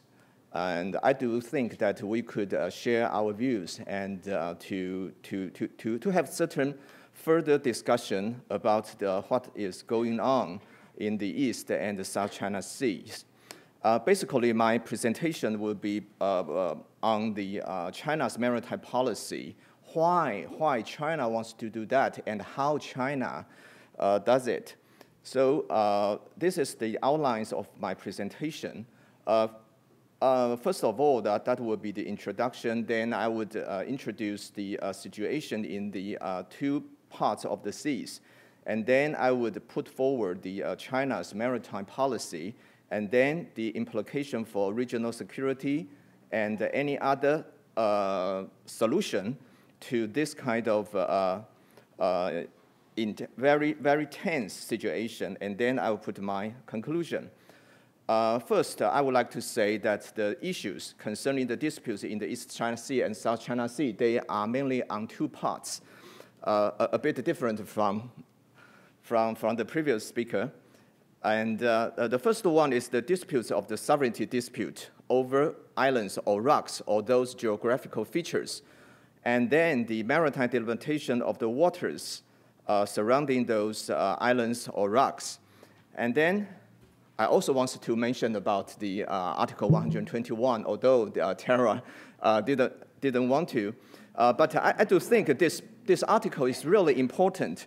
For the first one, I think there will be no question about it because that is the normal description about an island. And then the second paragraph is about the rights that an island could enjoy. And I do think that is also acceptable for most of us. So I put another tick on it. However, for the third one, it means rocks that cannot sustain human habitation or economic life. I do think that would create quite a lot of problems. Because first, rock, how do you define a rock? In terms of its population or in terms of its size or area, that would also have a lot of questions and issues. And then for the following wording, that is also another trouble. Cannot sustain human habitation. How do you define human habitation? To live there for 1 day, 1 week, 1 month, or have to be several years? No answer for that. And how about the economic life of the human life? Well, no answer to that. No answer to that. So basically, I do think this paragraph is a kind of result of the diplomatic negotiation in the 1982 UNCLOS. Just because of that, I would say this paragraph is really ambiguous. And so I put the question mark on it. Then probably this is the question that we would have quite a lot of disputes over the islands or rocks in the East China Sea as well as in the South China Sea. And probably away from those two seas, further toward to the east, there is another small reefs occupied by Japan. And actually, there's no sovereignty issues about that small reef called Okino-Torishima. However, when Japanese wants to claim the 200 nautical miles of the continental shelf, as well as the extended continental shelf, which means more than 200 nautical miles, that would create a problem. Then what do we have for the East and South China Seas in recent years? Probably we should look at it. First of all, I would like to have a certain idea about the situation for 3 parties. They claim the East China Sea. On the right-hand side, that we can see the red lines. That red lines is located on the very deep parts of the that's the Okinawa Trough. And so Taiwan and China, we claim that that line should be the delimitation for the East China Sea, especially on the continental shelf, which is based on the natural prolongation principle of the UNCLOS. However, from the other side, I mean Japan, they would just say, just because of the Okinawa Trough, they cannot claim the prolongation. Then they put the median line in the middle between two sides, and as well as between the Taiwan and the Diaoyu Islands, or the Senkaku Gundo, which is under the name of the Japanese. And then this would create the overlapping area between them, and this is also the dispute. Just because of the issues about the Diaoyu Islands, we can witness quite a lot of protests starting from Taiwan, Hong Kong, or mainland China. Many of the people, they want to protest, then they try their best to land on those small rocks, as well as that we can witness that the incredible image on the right-hand side that a protester's vessel was squeezed by 2 Japanese Coast Guard vessels. And for those issues, they happened last year, not very far away. And then, not long ago, actually. And then I think that it was another 911 issues. Last year, Japanese government, they initiated the procedure of the nationalization of the territory and claimed the jurisdiction over Diaoyu. And then we could see quite a lot of issues made from Taiwan and China. And we can see that China mentioned that this kind of nationalization is totally illegal and invalid. And for Taiwan, we call this as a kind of extremely unfriendly move. Then, then we have to move on to see what China they had done. This map was actually issued and publicized by the Chinese government almost at the same time on the 11th of September last year.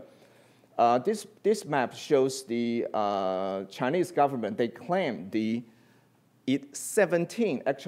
are 17 base points surrounding the Diaoyu Islands. And furthermore, they connect those points, those base points to connect as the baselines. Therefore, we can see the picture like this. However, we have to pay more attention on the waters, which is enclosed by those baselines. According to UNCLOS, those waters within the baselines would be internal waters. Internal waters, in terms of its legal status, that is equal to the land. That is equal to the sovereignty. Then, from this, we can understand the determination that Chinese government wants to do for protecting its sovereignty as well as its most extreme rights within the internal waters, which is surrounded by the straight baselines. And then after the 11th of September last year, there are a lot of some other protesting activities happened. And mostly they are from Taiwan. Lots of Taiwanese fishermen, they went to the Diaoyu Islands, just wants to show their willingness to protect the Diaoyu Islands. And last year, at the very end of last year, China submitted its information on the limits of the continental shelf beyond 200 nautical miles from the baselines from which the breadth of its territorial sea is measured in part of the East China Sea.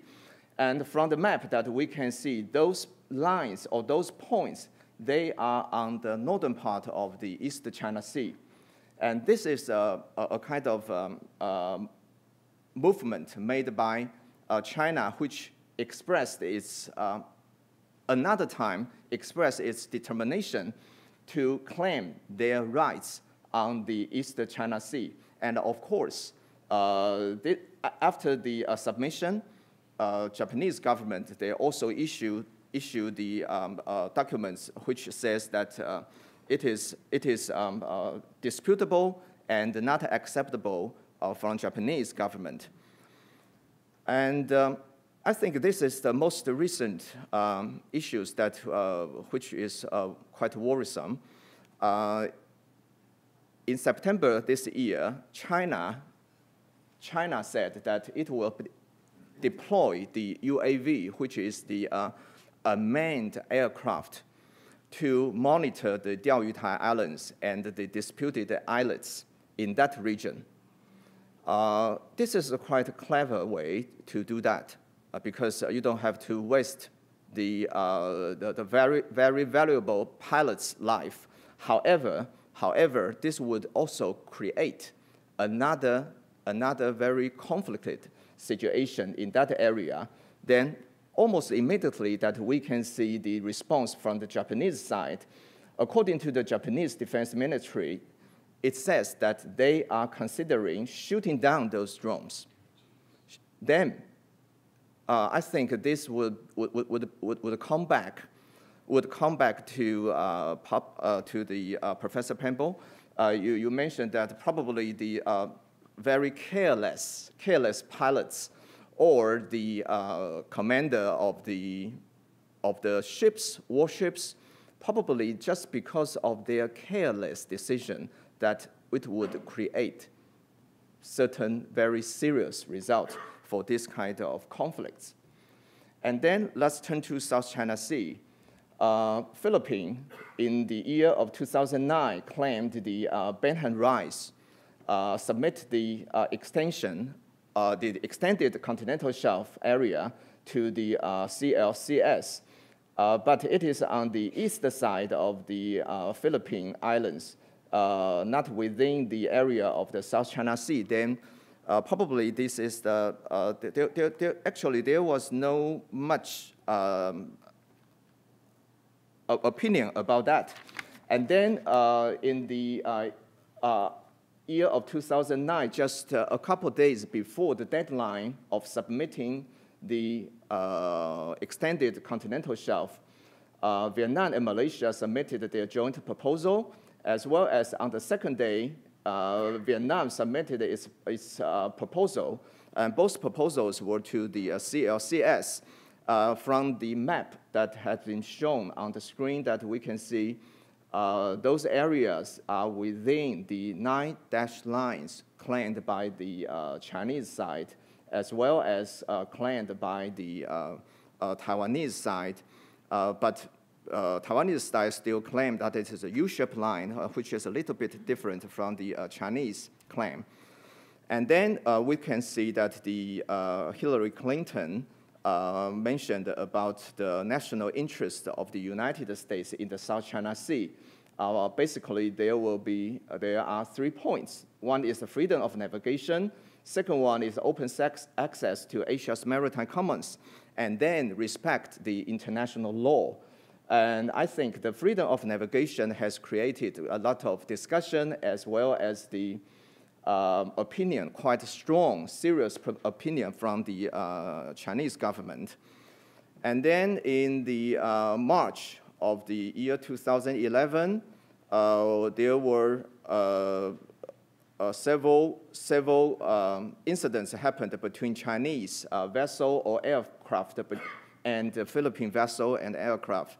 They are in the Reed Bank area, and since then, the Philippine government mentioned about the new title for the South China Sea to call it the West Philippine Sea. And I do think that is another issue. And then also in the year of 2011, another 2 accidents happened between Vietnamese surveying vessel and Chinese fishing vessel, and which concerning about the cutting cables. So that we can see from the pictures, a lot of Vietnamese, especially the young students, they walk on the street and to protest Chinese, their activities in the South China Sea. And last year, we have the Scarborough Shoal incident, that is the Scarborough Shoal. Just because Tara has mentioned that, and I don't want to spend more time on the incident.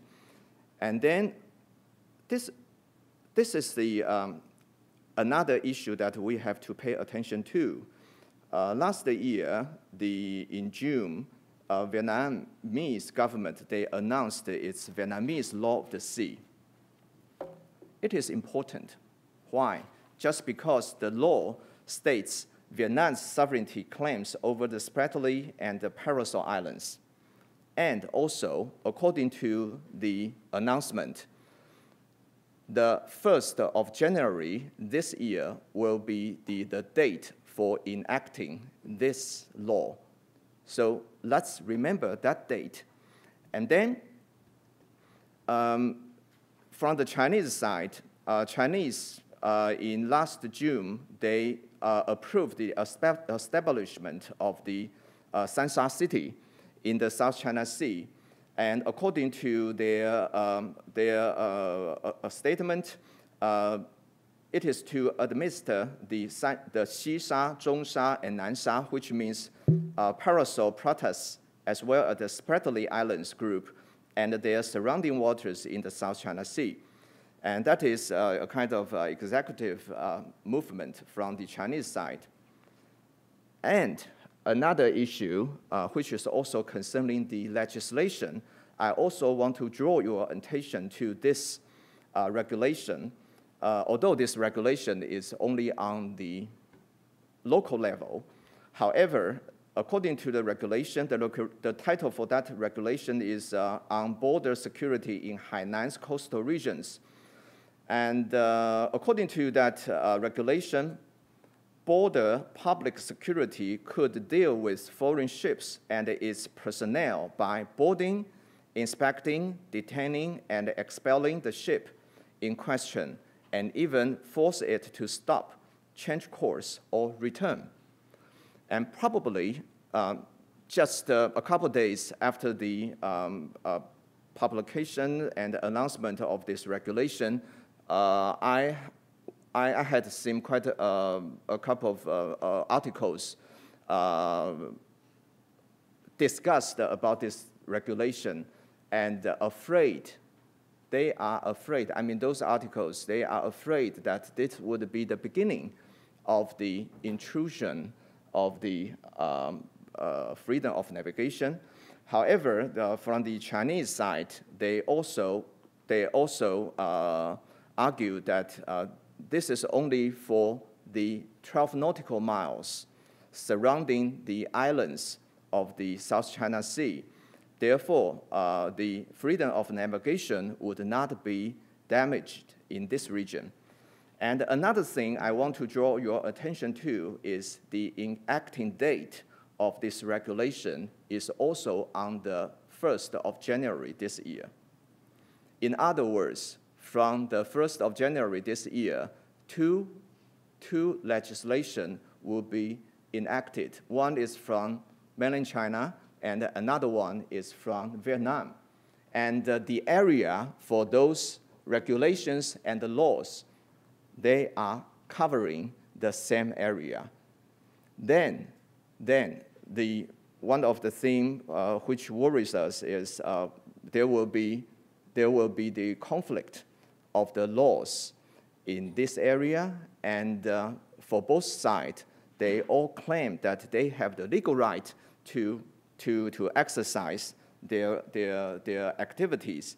Therefore, conflicts would definitely cannot be avoided. And then this year, the Philippine government institutes the arbitration. Tara has mentioned that very detailedly, and I don't want to spend time to say it more. However, just because Tara mentioned in her very beginning presentation, she mentioned the wording in the UNCLOS says that if a dispute cannot be solved by parties concerned, then any party could resort to legal or arbitral proceedings. Yes, this is right. However, according to some of the reports from the Chinese side, Chinese government, they also criticize that there are still many channels and negotiation measures that Chinese side and the Philippine side could move on. And then, in other words, it is not the exhaustion of those negotiation measures.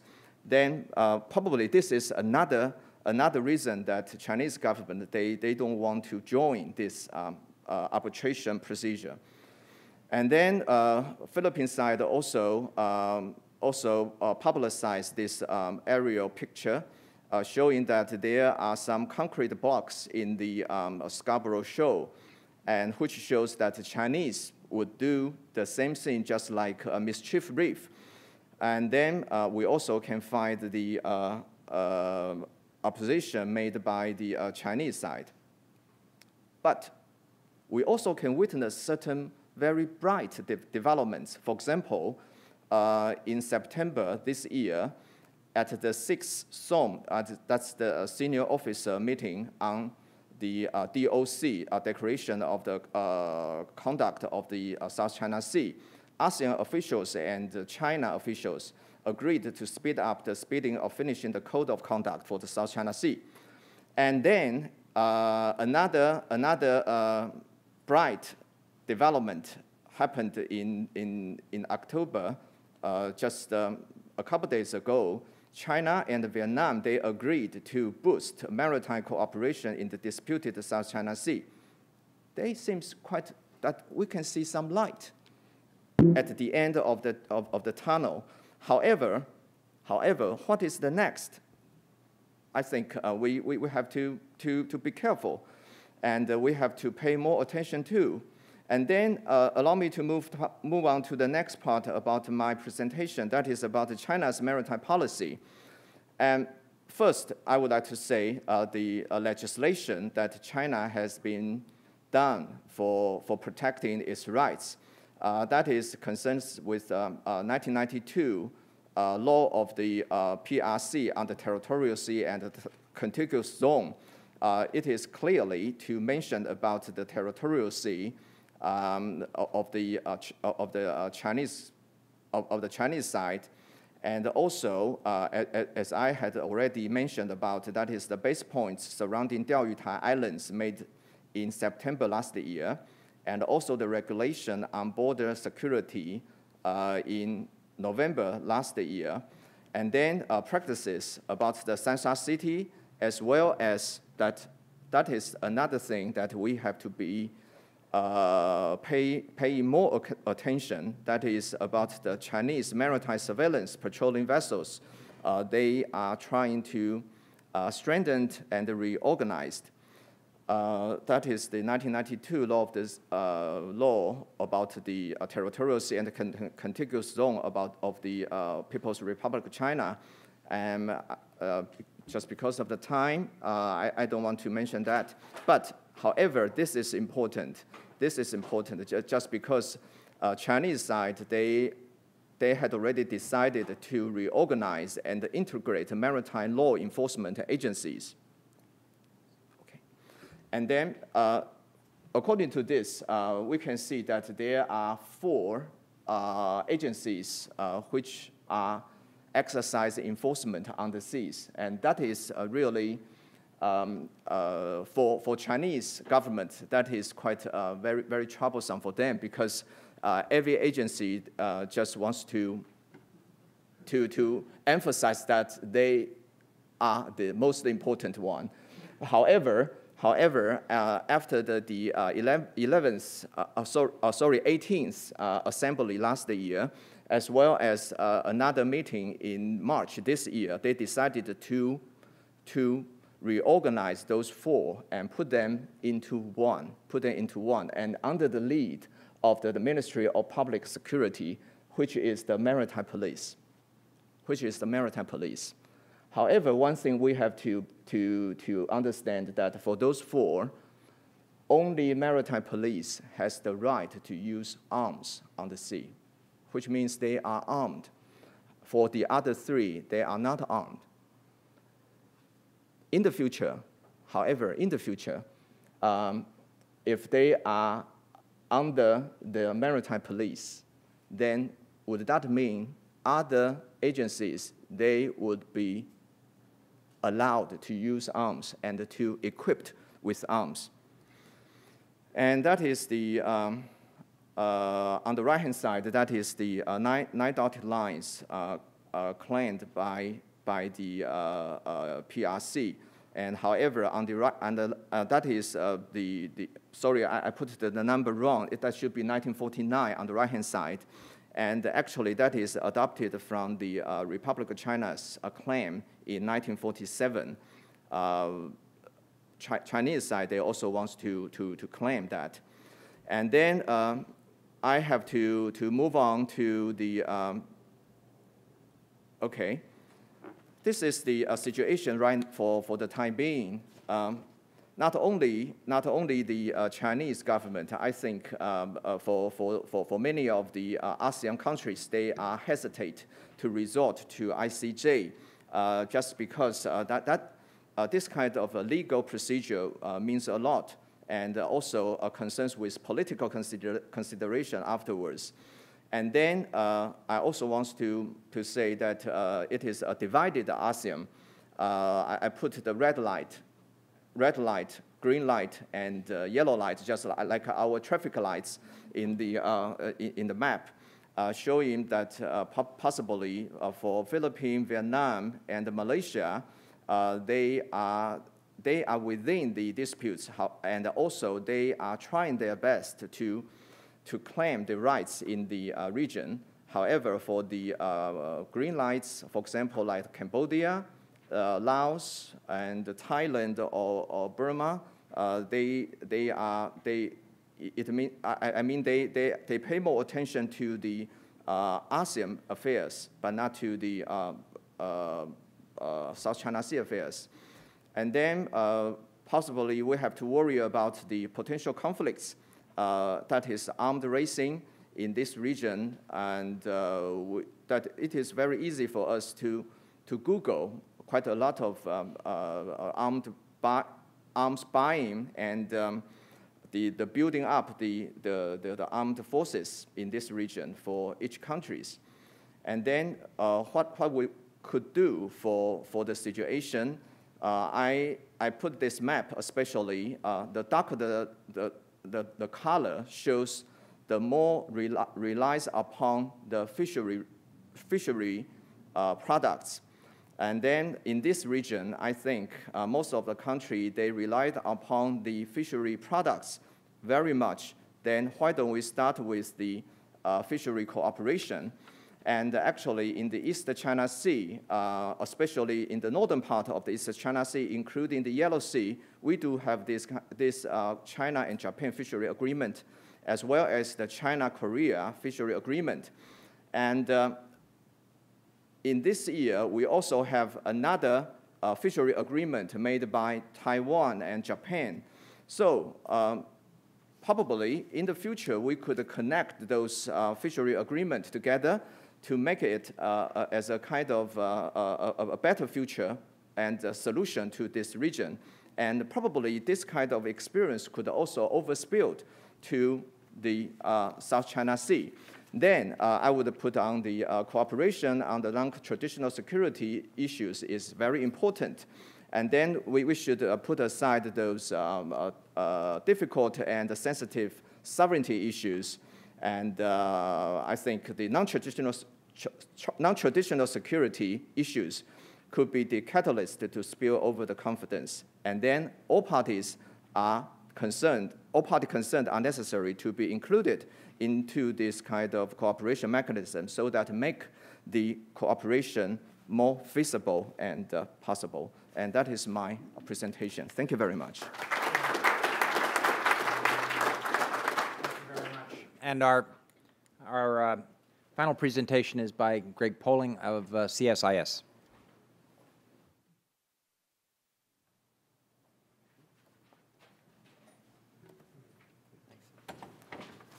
All right, thank you. I am going to try to keep it mercifully shorter than 25 minutes, since the benefit of going last is that so much of the baselines have already been covered. I don't need to define Article 121.3 for you anymore. But I would like to start off by, first of all, thanking you all for coming out this late on Friday, and thanking Berkeley for getting me out here and out of DC for a couple days. As you can imagine, it has not been the most pleasant place to work for the last couple weeks. Unlike BART, our metro is still running, but it's 2/3 empty, and it's wildly depressing. So my presentation is going to focus on one area that I think everyone recognizes, but it's often given short shrift, and that's the issue of ambiguity of claims by all the countries in the South China Sea. This is something Tara alluded to, and we're all fairly familiar with this on the case of the 9-dash line because it gets a lot of publicity, but the ASEAN claimants are just as, well, not just as, the ASEAN claimants are also, to one degree or another, ambiguous on what exactly their entitlements are in the South China Sea. This is the issue that I consider central to the instability in these waters. We hear a lot of great ideas, as we just did, floated about managing the disputes via joint development of oil and gas, joint conservation of fisheries. But there's a reason that such attempts on a large scale have failed thus far. The reason that the claims are so far unable to decide, unable to do so is because they cannot even decide what is in dispute. And let me be clear on one point. Again, nobody has clarified their claims, but the vast majority of uncertainty here can be laid at the feet of Beijing. As Vietnamese colleagues frequently tell me, every time they discuss joint development with China, they suggest that they jointly develop something in the area of the sea around the Paracels or Spratlys, what is clearly in dispute. And the usual response from China is, why don't we start with something a few miles off your shore or a few miles off the shore of Malaysia? This is rooted in the fact that everyone else except China in the South China Sea, even those who haven't fully delimited their claims, have at least been clear that they're only going to do so on the basis of the UN Convention on the Law of the Sea. But China, meanwhile, gives us the 9-dash line and has refused to tell us exactly what it means. Many observers got excited in early 2012 when the Ministry of Foreign Affairs began consistently referring to the 9-dash line as laying claim to the, quote, islands and adjacent waters, as Tara pointed out. But statements from other parts of the government have contradicted that, especially from the PLA. There's no consensus in Beijing, outside of the MFA, State Oceanographic Administration, on what the 9-dash line actually entails. In my opinion, it entails whatever it needs to entail that day to meet China's needs. And worse has been China's actions. In the last year and a half, we have clearly seen things that show that Chinese claims are not limited to the islands and adjacent waters. This is why so many Chinese academics, especially lawyers, have bent over backwards trying to clarify this historic rights claim, because the actions we've seen do not fit in with islands and adjacent waters. So instead, let me paint a little picture. So far, calls for joint development from Beijing have gone something like this. I have a neighbor. My neighbor and I have a dispute over where our fence goes. My neighbor says, this is silly. Why don't we find a way to share it, plant a garden or something? I say, great idea, but why don't we start by sharing your living room? If you ask the Vietnamese, they point out, Chinese claims essentially would make Vietnam a landlocked country. It's simply unacceptable. And there's been a false picture painted, I think, that everybody's equally culpable in this, when that's clearly not the case. So if there is any real hope of the kind of large-scale resource sharing that could help manage these disputes, then it's critical that the parties first agree on what is actually in dispute. That's exactly what this recent report from CSIS tried to do. So let me start off just saying I'm going to be showing you a series of maps that probably don't look like those you regularly see regarding the South China Sea. They'll look somewhere in the middle of what Ralf and Tara showed you. And any mistakes are entirely at my feet, so feel free to argue in the Q&A. I made these using GIS. All the layers are available for download online. If anybody here is an amateur cartographer, I encourage you to download them, repurpose them, publish them on your blog, whatever you want to do. So, on to the report. The purpose of this report is threefold. First, it shows the maximum area of the South China Sea that countries can claim is legally in dispute at this moment. Admittedly, that is a moving target. It will change as the countries clarify domestic laws, as they adjust their territorial baselines, and as they issue claims to their extended continental shelves. And most of all, it could be very wildly changed by a potential ruling from the UN Arbitration Tribunal. Second, and more importantly though, it shows what is definitely not legally in dispute. As I said at the start, I think this clarification is a crucial step in attempting to manage the disputes. Without it, multilateral fisheries developments or joint development of oil and gas are unlikely to succeed on anything but a small trial scale. And for the private sector, it is extraordinarily difficult to decide whether or not a project is worth investing in if you cannot decide whether or not it actually lies in disputed waters. Third, and most importantly, I hope this starts a dialogue. The goal is for others to take what we've done here and do these kinds of analyses, because talking about it and writing it down does not help us actually get down to points on a map. Where can you explore? Where can't you? Where can you fish? Where can't you? If, as I suspect, Philippine lawyers find my conclusions too generous to China, I want them to argue for a smaller disputed area, but I want them to do it on the basis of law and geography. On the other hand, if Beijing, as I know it does courtesy of the embassy, feels that this is unfair, that's great, but again, let's throw out the historical arguments that are in clear violation of international law and tell me on what basis you're making these claims. Let me also give some caveats about what the report is not. First, it is not an attempt to show what a final resolution of the dispute should look like. I am unfortunately in agreement that these disputes are intractable, at least the territorial disputes to the islands.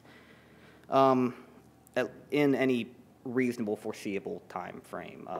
Those of us who do South China Sea work frequently joke that the best hope for a resolution here is climate change.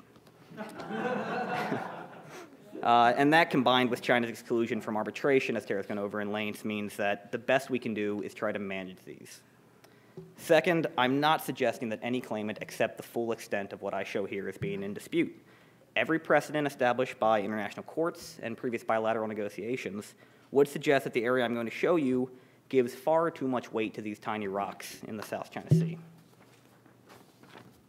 But let me reiterate, the most important finding here is not what is in dispute, it's what is absolutely not in dispute. I'll show you some examples of how this can be applied, particularly in the oil and gas industry at the end, but for now let's dive into how I came to this area of dispute. For the sake of comparison, I'd like to start off with what I call the textbook map of the South China Sea. This or something similar is what you most often see printed in newspapers and also in analyses by non-maritime lawyers who are really more worried about the IR and look for a picture to throw up. It is outdated and it is wildly inaccurate. As a first step to creating a better map, we must first clarify the claims that each country is legally entitled to make from their coastlines. To do this, we must ignore at the outset the effects of any islets, islands, other features. Let me say at the start that Brunei's claim here is not perfect, but it is more or less correct, so I will go ahead and skip it. But if we look at Malaysia's claim, what you see in white here is what I just showed you, the textbook claim. What you see in red is the claim that Malaysia is legally entitled to from its coastline. Before explaining how I arrived at this, let me offer a few guidelines that are going to be used in all of these maps. First, the primary basis for what is and is not a legal claim here is the Convention on the Law of the Sea.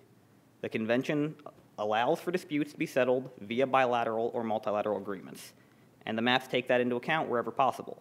But where there are no such agreements, it's unclose or bust. On that basis, each claimant, as you know, gets a 200 nautical mile exclusive economic zone.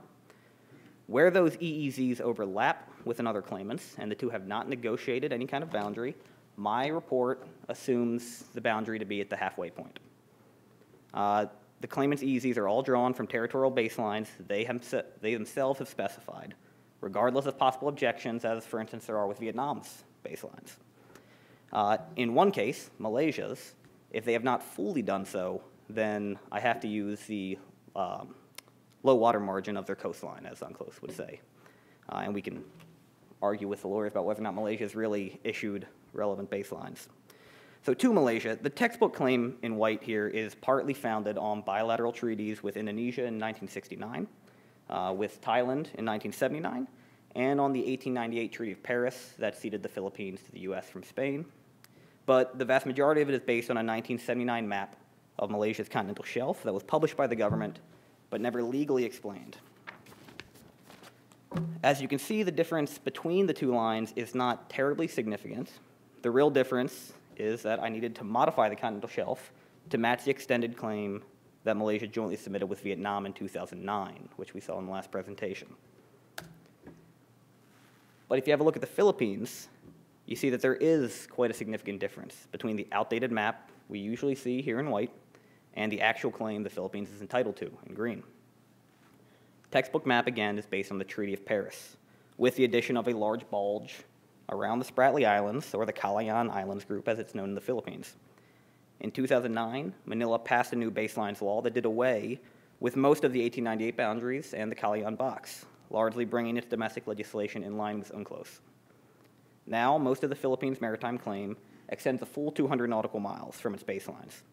The two areas where that's not the case are in the south, where it runs into Malaysia's, and the north, where it runs into the claim of China/Taiwan. In these areas, my report establishes a median line. Even clearer is the difference between Vietnam's actual legal claim in blue and the way it's frequently portrayed in white. Vietnam's claim on the textbook map is largely based on a map of proposed petroleum concession blocks that Hanoi drew up in the 1970s. It has long since stopped using that map. Its domestic legislation on the subject makes it clear that it's only claiming a 200 nautical mile EEZ and a continental shelf, but for some reason we keep seeing this white giant bulge pop up. And it bothers me because I do frequently hear non-lawyer Chinese interlocutors point out, well, look how ridiculous the Vietnamese claim is. It's huge too. True, but it doesn't exist anymore. In 2003, Vietnam signed a treaty with Indonesia, delimiting the continental shelf and EEZ boundaries between them. The following year, its 2000 agreement with China delimiting the boundaries in the Gulf of Tonkin went into effect. Then in 2009, it submitted 2 sections of its continental shelf to the Commission on the Limits of the Continental Shelf. One jointly with Malaysia, as we've already said, and then one in the north where you see that sharp right angle here on the map. For the rest of its legal claim, we show a 200 nautical mile EEZ, with the exception of one median line, where its claim would overlap with that of China's island of Hainan in the north. And finally, we see the map of what China would legally be entitled to claim from its coastline under UNCLOS in purple. The white line is, of course, the 9-dash line, which, for the sake of clarity, I've gone ahead and connected here. I enjoy connecting it because when you draw the dots together, you see that they're claiming part of Borneo and Palawan. The purple, again, based on a 200 nautical mile EEZ, with the exception of the median lines I've already discussed with Vietnam and the Philippines. And let me specify one other point that I think does get overlooked. My report presumes that Taiwan's maritime claim in the South China Sea is largely identical to that of China. I'd be happy to discuss that further in Q&A, but in a nutshell, Taipei continues to claim the 9-dash line or the U-shaped line, and like Beijing, it's refused to clarify it. There are dozens of versions of this line floating around that I've seen on officially published maps in Beijing over the last 6 decades.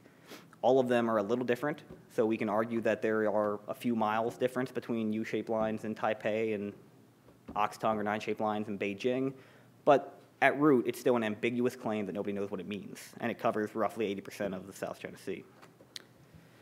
So, if we set aside the island disputes and other features in the South China Sea, and we only focus on claims actually supportable under UNCLOS, you can see how much less complicated this dispute would become. In fact, the areas currently under dispute would only be those shown here in red. Unfortunately, that's not the case. So the final step in the analysis is to add the islands in quotation marks, of course, and see how they would actually affect the dispute. Again, a few guidelines. I'm not going to go over 121. Again, you get it, rocks, islands, habitable, economic life. But as we've said, no court has really been willing to tell us what exactly those mean. So in the spirit of determining the maximum area that anyone can claim is legally in dispute, whether or not that claim defies common sense, my report assumes that anything above water 24 hours a day counts as an island. Here are those islands. By this admittedly very generous definition, there are 50 features in the South China Sea that have some part above water at high tide. So, final step in this analysis is to give each of them a 200 nautical mile exclusive economic zone where possible. In most cases, obviously, that's not possible. They're nowhere near 200 nautical miles from the shores, so they do overlap. Again, we draw a halfway point. The result is the area of the South China Sea that can be claimed at this moment to be legally in dispute. The red area here is the dispute created by the Paracels, yellow by Scarborough Shoal, and green by the Spratly Islands. And again, to head off the inevitable criticism, let me reiterate, if this dispute ever went to full arbitration, there is absolutely no way that these tiny features would be given equal weight with the coastlines surrounding it, as we learned most recently in the 2012 Nicaragua-Colombia case before the ICJ. Maybe they would get, I don't know, 25%, 30%, you'd have to measure the coastlines. But what we're trying to show here is the maximum you can claim if you don't want to go to a court, and therefore the maximum that is not, in fact, in dispute. It's still a large area, but you can see that it's significantly smaller than the 9-dash line. This means that each claimant is indisputably entitled to exploit the resources outside of this area, especially fisheries and oil and gas. It also tells us that any large-scale proposal for joint development or joint conservation that doesn't fall within this area is probably going to be a non-starter for most, if not all, of the Southeast Asian claimants. To illustrate, here's a map of 9 oil and gas blocks that were put out for bid by the China National Offshore Oil Corporation last June, admittedly in retaliation for Vietnamese actions in the South China Sea. Vietnam objected, and as you can see, those were perfectly valid objections. even if you gave China every single rock in that ocean and said that each of those rocks gets the same claim as the entire Vietnamese coastline, you still can't get half of the area that those blocks lie in, which is what I meant what I said over the last 18 months. We keep seeing actions that clearly fly in the face of the islands and adjacent waters claim from the Ministry of Foreign Affairs.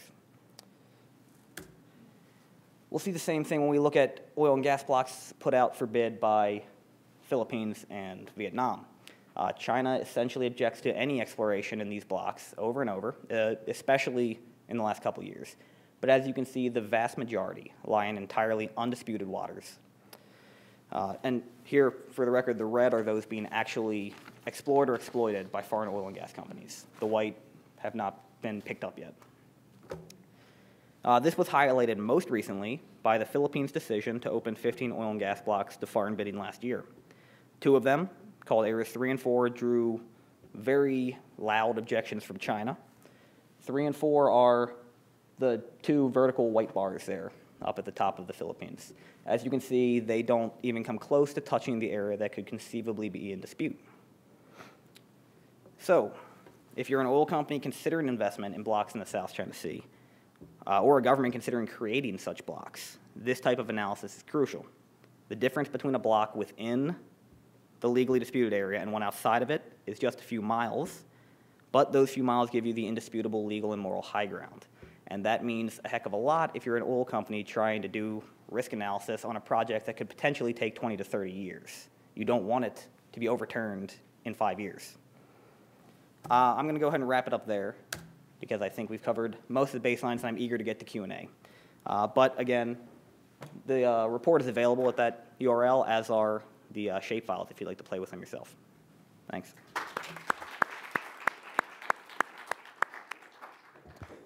Thank you very much. I realize that the issues raised by the various presenters may very well have triggered reactions by other presenters, and I'm sure that there's lots of room for discussion on the panel, but everybody in the audience has been very patient, so I'd like to turn first to the audience and see if you have any specific questions, comments, or observations that you'd like to share. If you would be so kind as to introduce yourself as well, that would be helpful. Yes, gentleman over there. My name is Fred Long, and I spent some time in that part of the world. And I noticed an absence of a sort of an ongoing reality in any of the presentations. All of this, on an immediate basis, arose somewhat possibly because a number of Chinese tourists from Hong Kong were killed in a hostage-taking incident about 2011, and in the Hong Kong autopsies it was revealed to the anger of China in general that a number of these people were killed by police bullets, not by the hostage taker. And if you take East Asian psychology not well understood by Caucasians, the need now to menace the Philippines or cause them to cringe or flinch is an unfolding aspect of this, which also has included a Philippine incursion into Malaysia, where there was a claim to Sabah and Sarawak, and the death of a Taiwanese fisherman, the traditional population of Taiwan being related to the Philippine people, so that the complexity of this whole thing twists on another whole plane unmentioned by the discussants. Does anybody want to respond? Greg? Sure. As one of the South Asianists on the panel, I guess I'll respond. It's completely fair to say that let's call it the hostage debacle in the Philippines regarding the Hong Kong tourists is still a sore point. It is more a sore point in Hong Kong than it is on mainland China. Hong Kong still is demanding apologies and official compensation. Thanks. And you're right that the autopsies did reveal that it had been sloppy work by the SWAT team, and they had ended up shooting hostages on the way in. That said, the recent uptick in the dispute clearly predates that. Many people trace it to the 2009 ARF when Hillary Clinton made statements.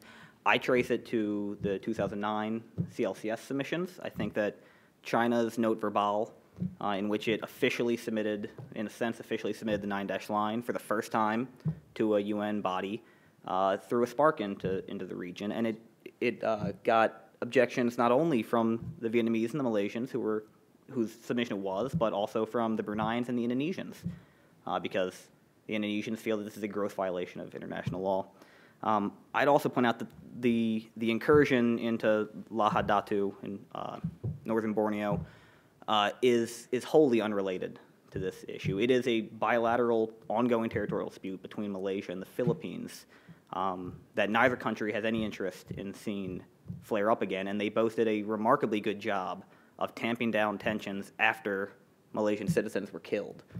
So I don't think it's fair to say that that has impacted issues with China. And the last one on the Taiwanese fishermen, you're right, it was a gross overreaction by the Filipino Coast Guard, a fact that the Philippines has recognized. Their National Bureau of Investigation has recommended that several of the crewmen on that boat be arrested and tried for murder.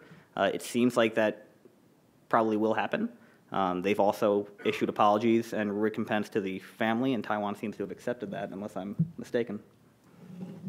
Ralph had asked for a chance to comment as well. A very quick one, and thank you, sir, for your intervention, because I think it touches on an important point, which is that those issues that we've been discussing all afternoon have entered domestic rhetoric and imaginations.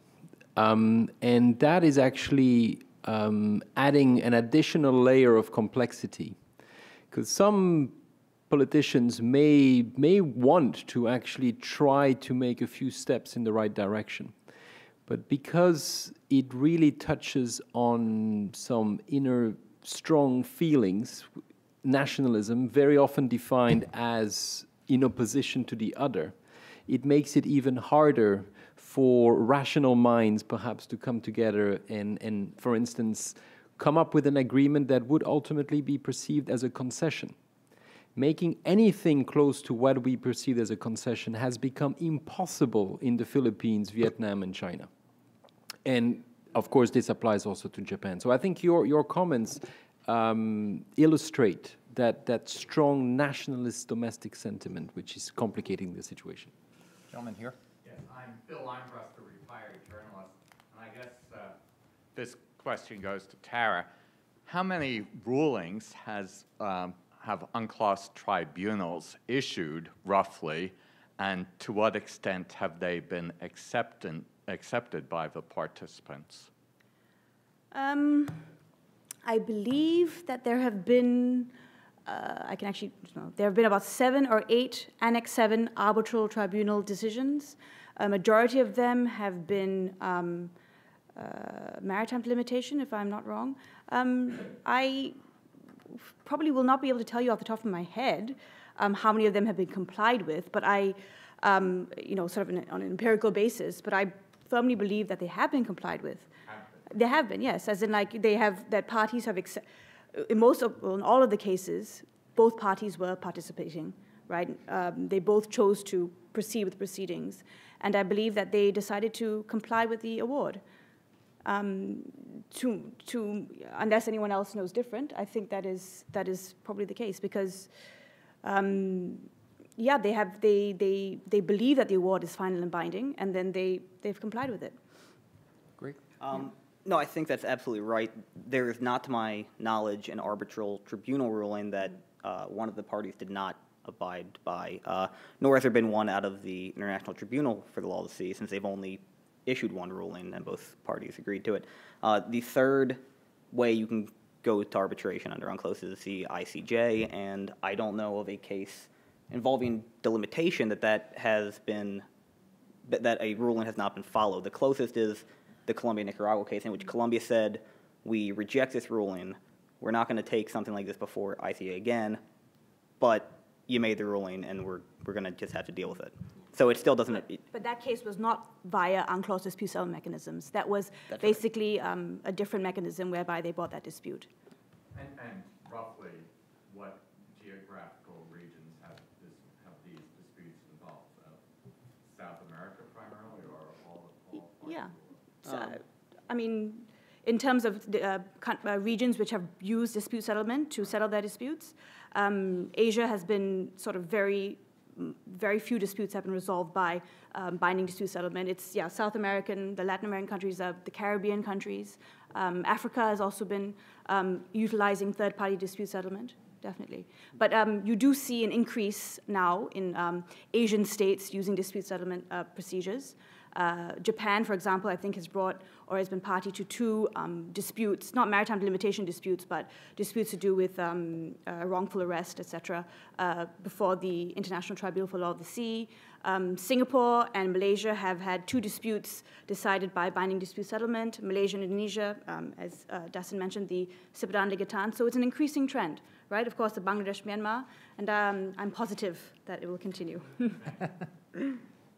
Yes.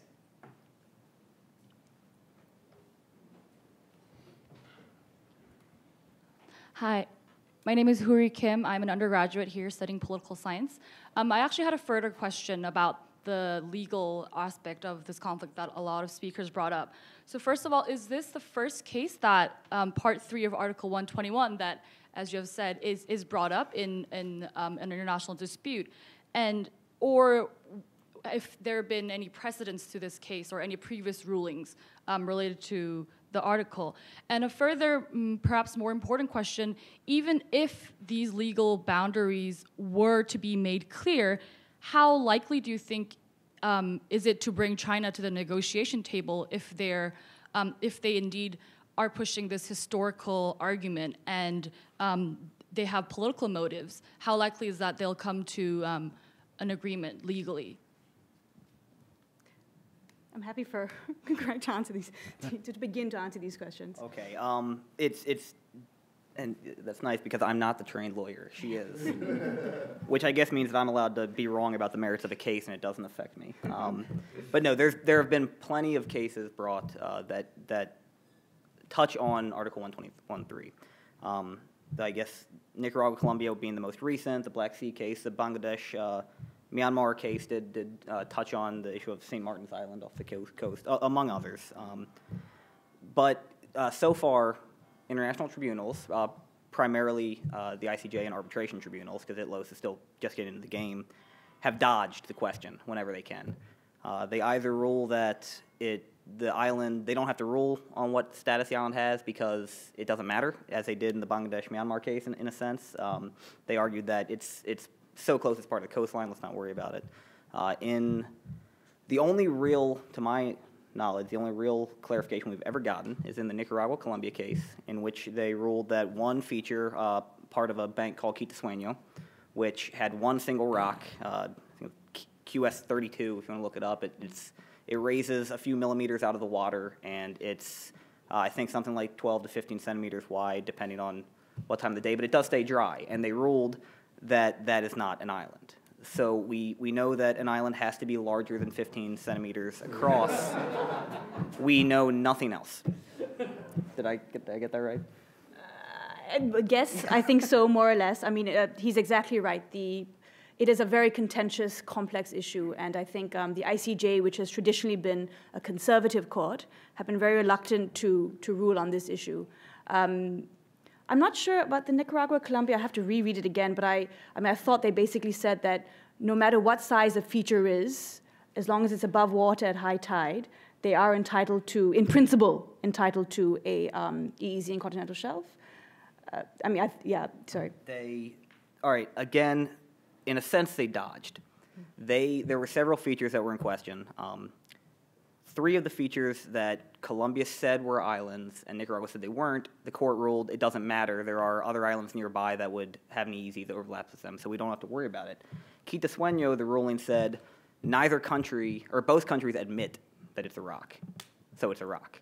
Now, whether that means that we have a precedent or if the court's just saying if you don't argue it's an island, then I'm not going to correct you, then I don't know. Sorry, with regard to your second question about, I guess you're alluding to whether China will comply with in any award rendered, and I mean, it's really up in the air on that.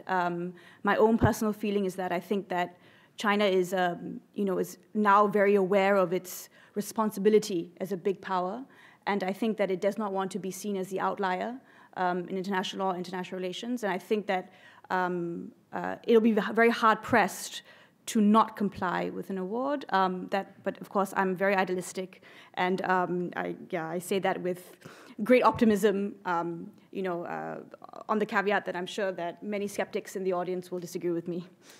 Lowell, I wonder if you have any reaction to that second part of the question, that is to say, whether a ruling by a court would be taken as something that the Chinese leadership would actually follow, or whether they might be tempted to say, we disagree with that. As somebody who follows China very closely, well, that's a good question. Not from the legal standpoint. They have very strong commitment to the United Nations, China does. Although they have a very strong nationalistic sort of certainty about their claims, that would really, it would be different than if the United States gets involved. I think the UN might be able to shake their certainty. Yeah. Dustin, any thoughts on this from the Taiwan/PRC perspective? Well, I'm from Taiwan. I cannot speak for China. However, I do think Chinese side, they had already mentioned that very clearly, that according to their declaration on the 2006, as well as they do think under the DOC of 2002, there are still measures and the negotiation channels to do between the dispute parties. Therefore, I think China, they would just keep on staying outside of the arbitral proceedings, as well as when the award came out, China, they wouldn't just ignore it. Right. Yeah, thank you. Did you want to weigh in on this as well? Very quickly, and it was hinted in your question, I think it's important to stress that China's point of departure is not UNCLOS, it's its historical claims. So they would argue UNCLOS actually is not going to be part of the solution. You need to look at the historical claims. And if you do accept that argument, which is of course dubious, but if you do, it makes the situation much, much harder. And if you put that in the context of domestic politics, you need to be reminded that that's what the Chinese leaders have been saying for generations. So how could they possibly now go and tell them, guess what, forget historical claims, let's just focus on UNCLOS? I find that to be very unlikely. Gentleman back here. Yes. Yeah, I'm just wondering if there's any information available anywhere about... Mind just identifying yourself too for... Oh, I'm sorry. My name is James Gavin, and Thanks. I'm a retired Berkeleyan.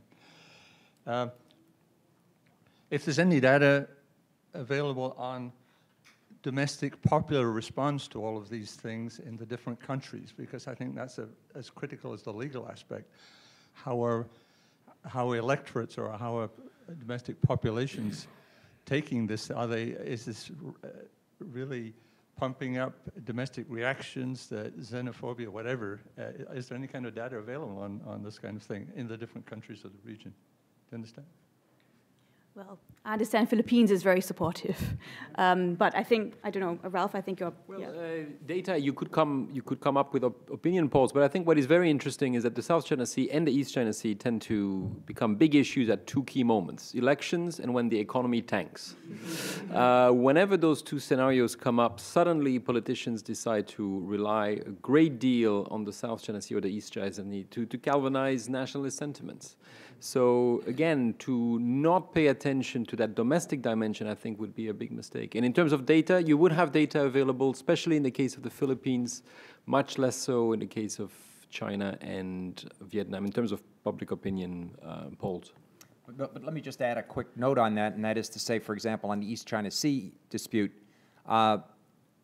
soon after, almost immediately after Japan essentially nationalized the islands, we can debate the terms, there were huge protests against Japanese-owned factories and Japanese-owned cars, even owned by Japanese cars, Japanese-manufactured cars owned by Chinese in China. There were demonstrations across the country. The blogosphere went crazy.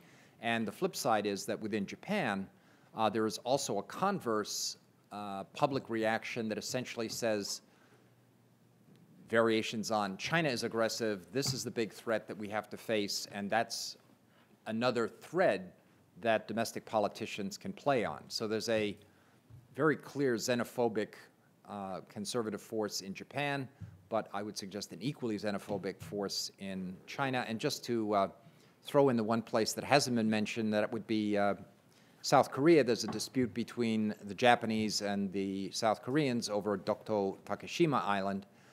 And just before the elections, which resonates with Ralph's point, the outgoing president of South Korea, Im Myung-bak, flew to the disputed island, landed, basically gave a public speech that was designed to mobilize conservative supporters within South Korea, and which seemed to be just throwing sand in the eyes of Japanese who were saying, let's calm things down. So clearly domestic politicians have lots of incentives to play these up, because it does tend to mobilize an awful lot of public support behind them.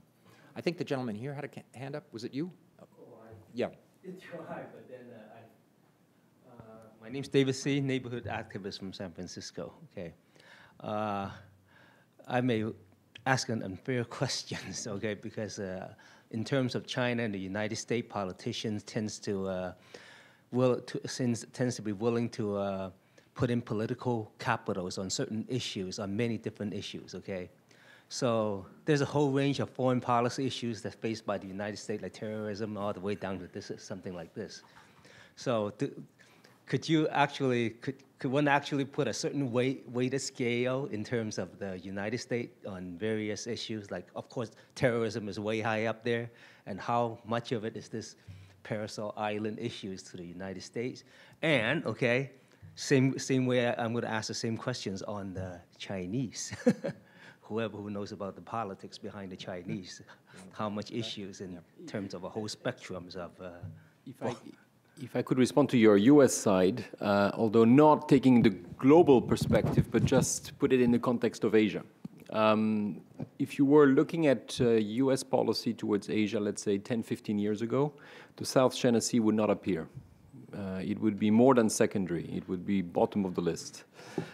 Southeast Asia would not really be prevalent either. But one of the things that I was trying to argue during my presentation is that there's been a shift, and that the South China Sea is now increasingly put nearly on top of the agenda together with the Korean Peninsula and the Taiwan situation. And that is a remarkable change. And I would argue that it is actually a very surprising change, because if you compare those issues, I think you're looking at apples and oranges, because the Korean Peninsula is still a potentially much more dangerous situation than the South China Sea probably ever will be. So the fact that it has actually reached that top level of the agenda does surprise me. That's what I would look at the U.S. side. On the China side. Oh, go ahead. On the China side, I haven't seen polls, but as Ralph mentioned, well, I think as TJ mentioned, there were riots in 100 cities in China immediately after the event. I think that the fact that China is not really a Western democracy type thing is that there is no silent majority in China. I mean, so if there is creates a somewhat artificial sense of unanimity in China, and so that's what you have. I could be wrong. I mean, maybe there'll be a poll that comes out that says 99% of the Chinese support the Chinese position on these claims, but there isn't any really systematic polling that there is a great sense of unanimity in China. Dustin and then Greg. Yeah. According to the question you raised, I would say in recent years, China has already put the South China Sea issue as one of the core interests of it. Therefore, I would say China would try its best to protect this kind of idea. And also that according to my presentation, China declared the baseline, base points surrounding the Diaoyu Islands. So make the waters enclosed by those baselines. That would become the internal waters. Therefore, China would try its best to protect it. And I would say that is the under very, very strong position. And I also agree with Ralf. If we compared some other issues, that would be something like they belong to the different, the nature of the level is different. And also we have to take care of the nationalism within China, as well as those nationalism comes from the net population. That is, I do think that is a quite heavy influence on Chinese policymaking. Thank you. Great. High water over these kind of issues when it push comes to shove over this thing, because they have economic interests with all the ASEAN nations, maybe also. So. Well, also, it is difficult to say. Greg? Let me weigh in as the inside the beltwayer here on the panel. I can say that what Ralph said is true. Whether it be the administration or Congress, I do frequent briefings on the Hill on the South China Sea. It's frankly the only issue they want to discuss on Southeast Asia, except occasionally Burma or Myanmar policy. Aside from that, it's hard to get any interest. That would not have been the case a few years ago. Mm-hmm. I think part of that is, as Ralph said, the rebalance, the new focus on Southeast Asia as integral to U.S.-Asia policy. I think it's also become a test case for many in the administration and in Congress for the way China will act as a rising power. There's real concern that, yes, this is just one small section of the world with some rocks in it, but UNCLOS is also one of the foundational treaties of the 20th century, frankly. Even though we don't ratify it, the U.S. Navy uses that as handbook, so do U.S. companies. Anybody who's not a small minority in Congress acts as if UNCLOS were in effect. So there is a certain constituency that may very well be right that says if China can violate this treaty, what treaty won't it violate? And it's not just the South China Sea now. It's been made worse because of the Senkaku Diaoyu dispute. It's also been made worse in the last 2 years by frequent incursions over the Indian border. It now looks like it's not just one area, that China is pushing essentially every dispute it still has on the table. Let me just add one quick perspective on this, and that is to say, if you ask about where things were 10 years ago or 20 years ago, et cetera, I would say, an awful lot of so-called big issues were really still on the table. I mean, if you go way back to the Cold War, nuclear war was at least theoretically on the table, and obviously folks in the State Department or the Pentagon would be worried about that, presumably in China's early development economically before the real takeoff. The concern was, can we even manage to raise the overall profile of our, of our rural areas, et cetera? And the more some of those, quote, big issues from a decade or 2 decades ago have been resolved in one form or another, the more the smaller issues that might have been ignored suddenly take on a new life. I mean, in academic life, we often say that politics in academics is so vicious because the stakes are so low. And in many respects, I think that's, in some respects, what's happening now.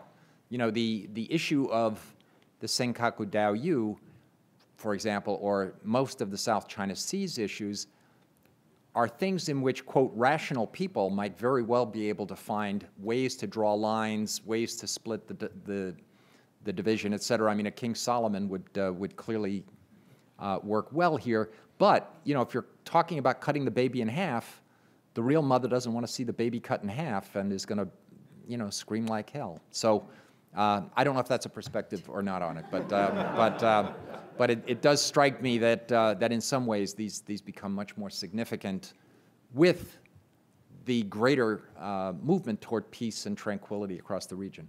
The gentleman in the back had his hand up earlier. I didn't. Yeah, or follow up on this, or. This gentleman here probably got close to what I wanted to say, which is the tendency to see an officially Marxist state like Beijing in Stalinist terms, where you have this single decision maker, and out of this single decision maker, you have this monolithic position. There's no reason to believe that the Chinese Navy obeys every little whim that comes its way. Mm-hmm. Beijing is far from the ocean. Yeah. I want to give, maybe the last question from the audience. I want to give our panelists a chance to respond to one another or add any final concluding comments, but please. I'm Lotus Shifong, and we were the first AT&T family that did the international communication between the U.S. and China. in 87. So I appreciate, especially Professor Wang, you're saying about the sharing of the fisheries agreements are one important way to go internally, especially the Fukushima accident now. I think more early on, 2 years ago, the Chinese stopped buying fish, even when the price dropped from 8 yuan to 1 yuan. And then, of course, everybody's talking about the oil and gas exploration and exploitation. Okay, but I wanted to ask you all to comment on something that only came up once when you said U.S. Navy, because often China's looked at, okay, as non-cooperating, but we don't talk about the U.S. military posture, the pivot to the Pacific, and what's happening in Okinawa, Jeju Island in South Korea, Marshall Islands, Cocos Islands off Australia. So all the wargaming that's been going on around China, including, and it's been ramping up quite a bit, including nuclear submarines, aircraft carrier groups. But I just got something today that Australia is being pulled in to joint war games around China. So how much is the military security concerns part of, you know, as China's always said, the U.S. treats the Caribbean as American sphere of influence. You know, Reagan didn't have any trouble, you know, going into Grenada.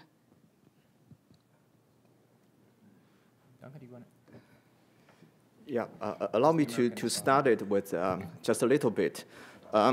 Talking about the pivot to Asia or rebalancing policy, the United States always mentioned that it is not restricted to the military side.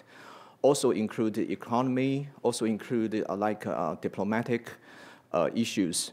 However, we have to take care about what China thinks about it. As far as I know, China thinks the pivot to Asia or the rebalancing strategy is under containment, just like the Second World War. After the Second World War, the United States contained the Russia. So possibly when we study the pivot to Asia policy from the United perspective, but we also have to think about how does China thinks about it. Right, thank you. I'm going to give our panelists maybe 2 minutes each for any final thoughts, words of wisdom, issues that they want to raise with one another.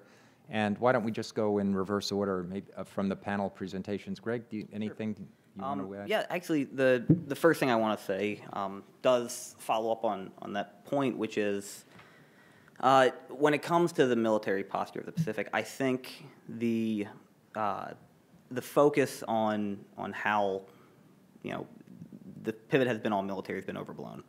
The largest changes militarily in the Pacific were a promise that hasn't happened yet to move 60% of ships to the Asia Pacific. Right now it's closer to 50. The 2,500 Marines in Darwin, which at the moment is somewhere around 500. They're supposed to ramp up in 2015 to 2,500. But it's overblown because if you look at a map, how many troops do we have on Guam, and it's just as close to the South China Sea as Australia. Not to mention those troops don't have air and naval support, so they're not going to swim if they need to respond to something. It's a red herring. And the littoral combat ships in Singapore, which 2 of those predated the pivot. Singapore agreed to take 2 more during the pivot. That's 4 ships. 4 ships that might very well be the most expensive failed experiment that the Navy's done recently. It looks like they can barely get across the ocean without rusting and popping leaks, much less get in a firefight. But I think on the issue of joint exercises, what the U.S. wants most of all is China involved in joint exercises. We are very happy that China's agreed to take part in the Rim of the Pacific exercises, which are the largest naval exercise in the world for the first time. We have extended a hand to China on issues like Cobra Gold, which is the longest-standing multilateral exercise in the Asia-Pacific, and it's been happening for decades. And the vast majority of these joint exercises have been happening for decades. Talisman Sabre every year with Australia, Bala-Katan with the Philippines, all the Carrot exercises that go on bilaterally. It seems like there are so many more now because there's somebody complaining vocally in the press. Every time you see it in Xinhua, nobody knew the carrot exercise has happened with, I think it's 8 countries in the Asia Pacific until China started objecting to everyone. So I think there has been a perception made that the pivot, the military part of the pivot, has been much bigger than it actually has been. Good, thanks. Dustin? Well, thank you. I think when we mentioned about the Article 121, we also have to pay attention on the Article 74 and Article 83. The paragraph 3 for those 2 articles mentioned about the provisional arrangements, which means that it could be the base for the joint development in the future. And for that, I would suggest that we have to pay more attention on the resources issues, for example, like the fishery resources, as well as the search and rescue, that is for the humanitarian assistance on the sea. For those issues, I think they should be pay more attention on, and also we should work on those issues so that we could build up the confidence. I think the problem is we lack of the confidence to each other. Then we also think, we almost every time we think every move that you made would be a kind of just like try to attack me.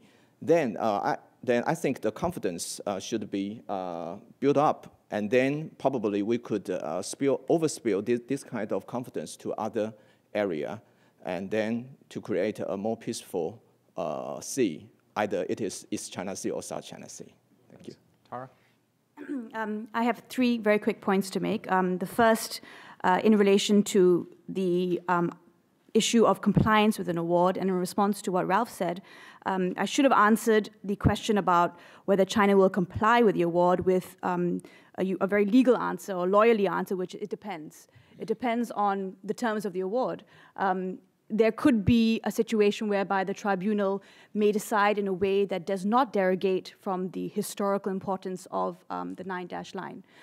It could preserve the importance of the 9-dash line, at the same time recognizing that claims can only be made from land territory.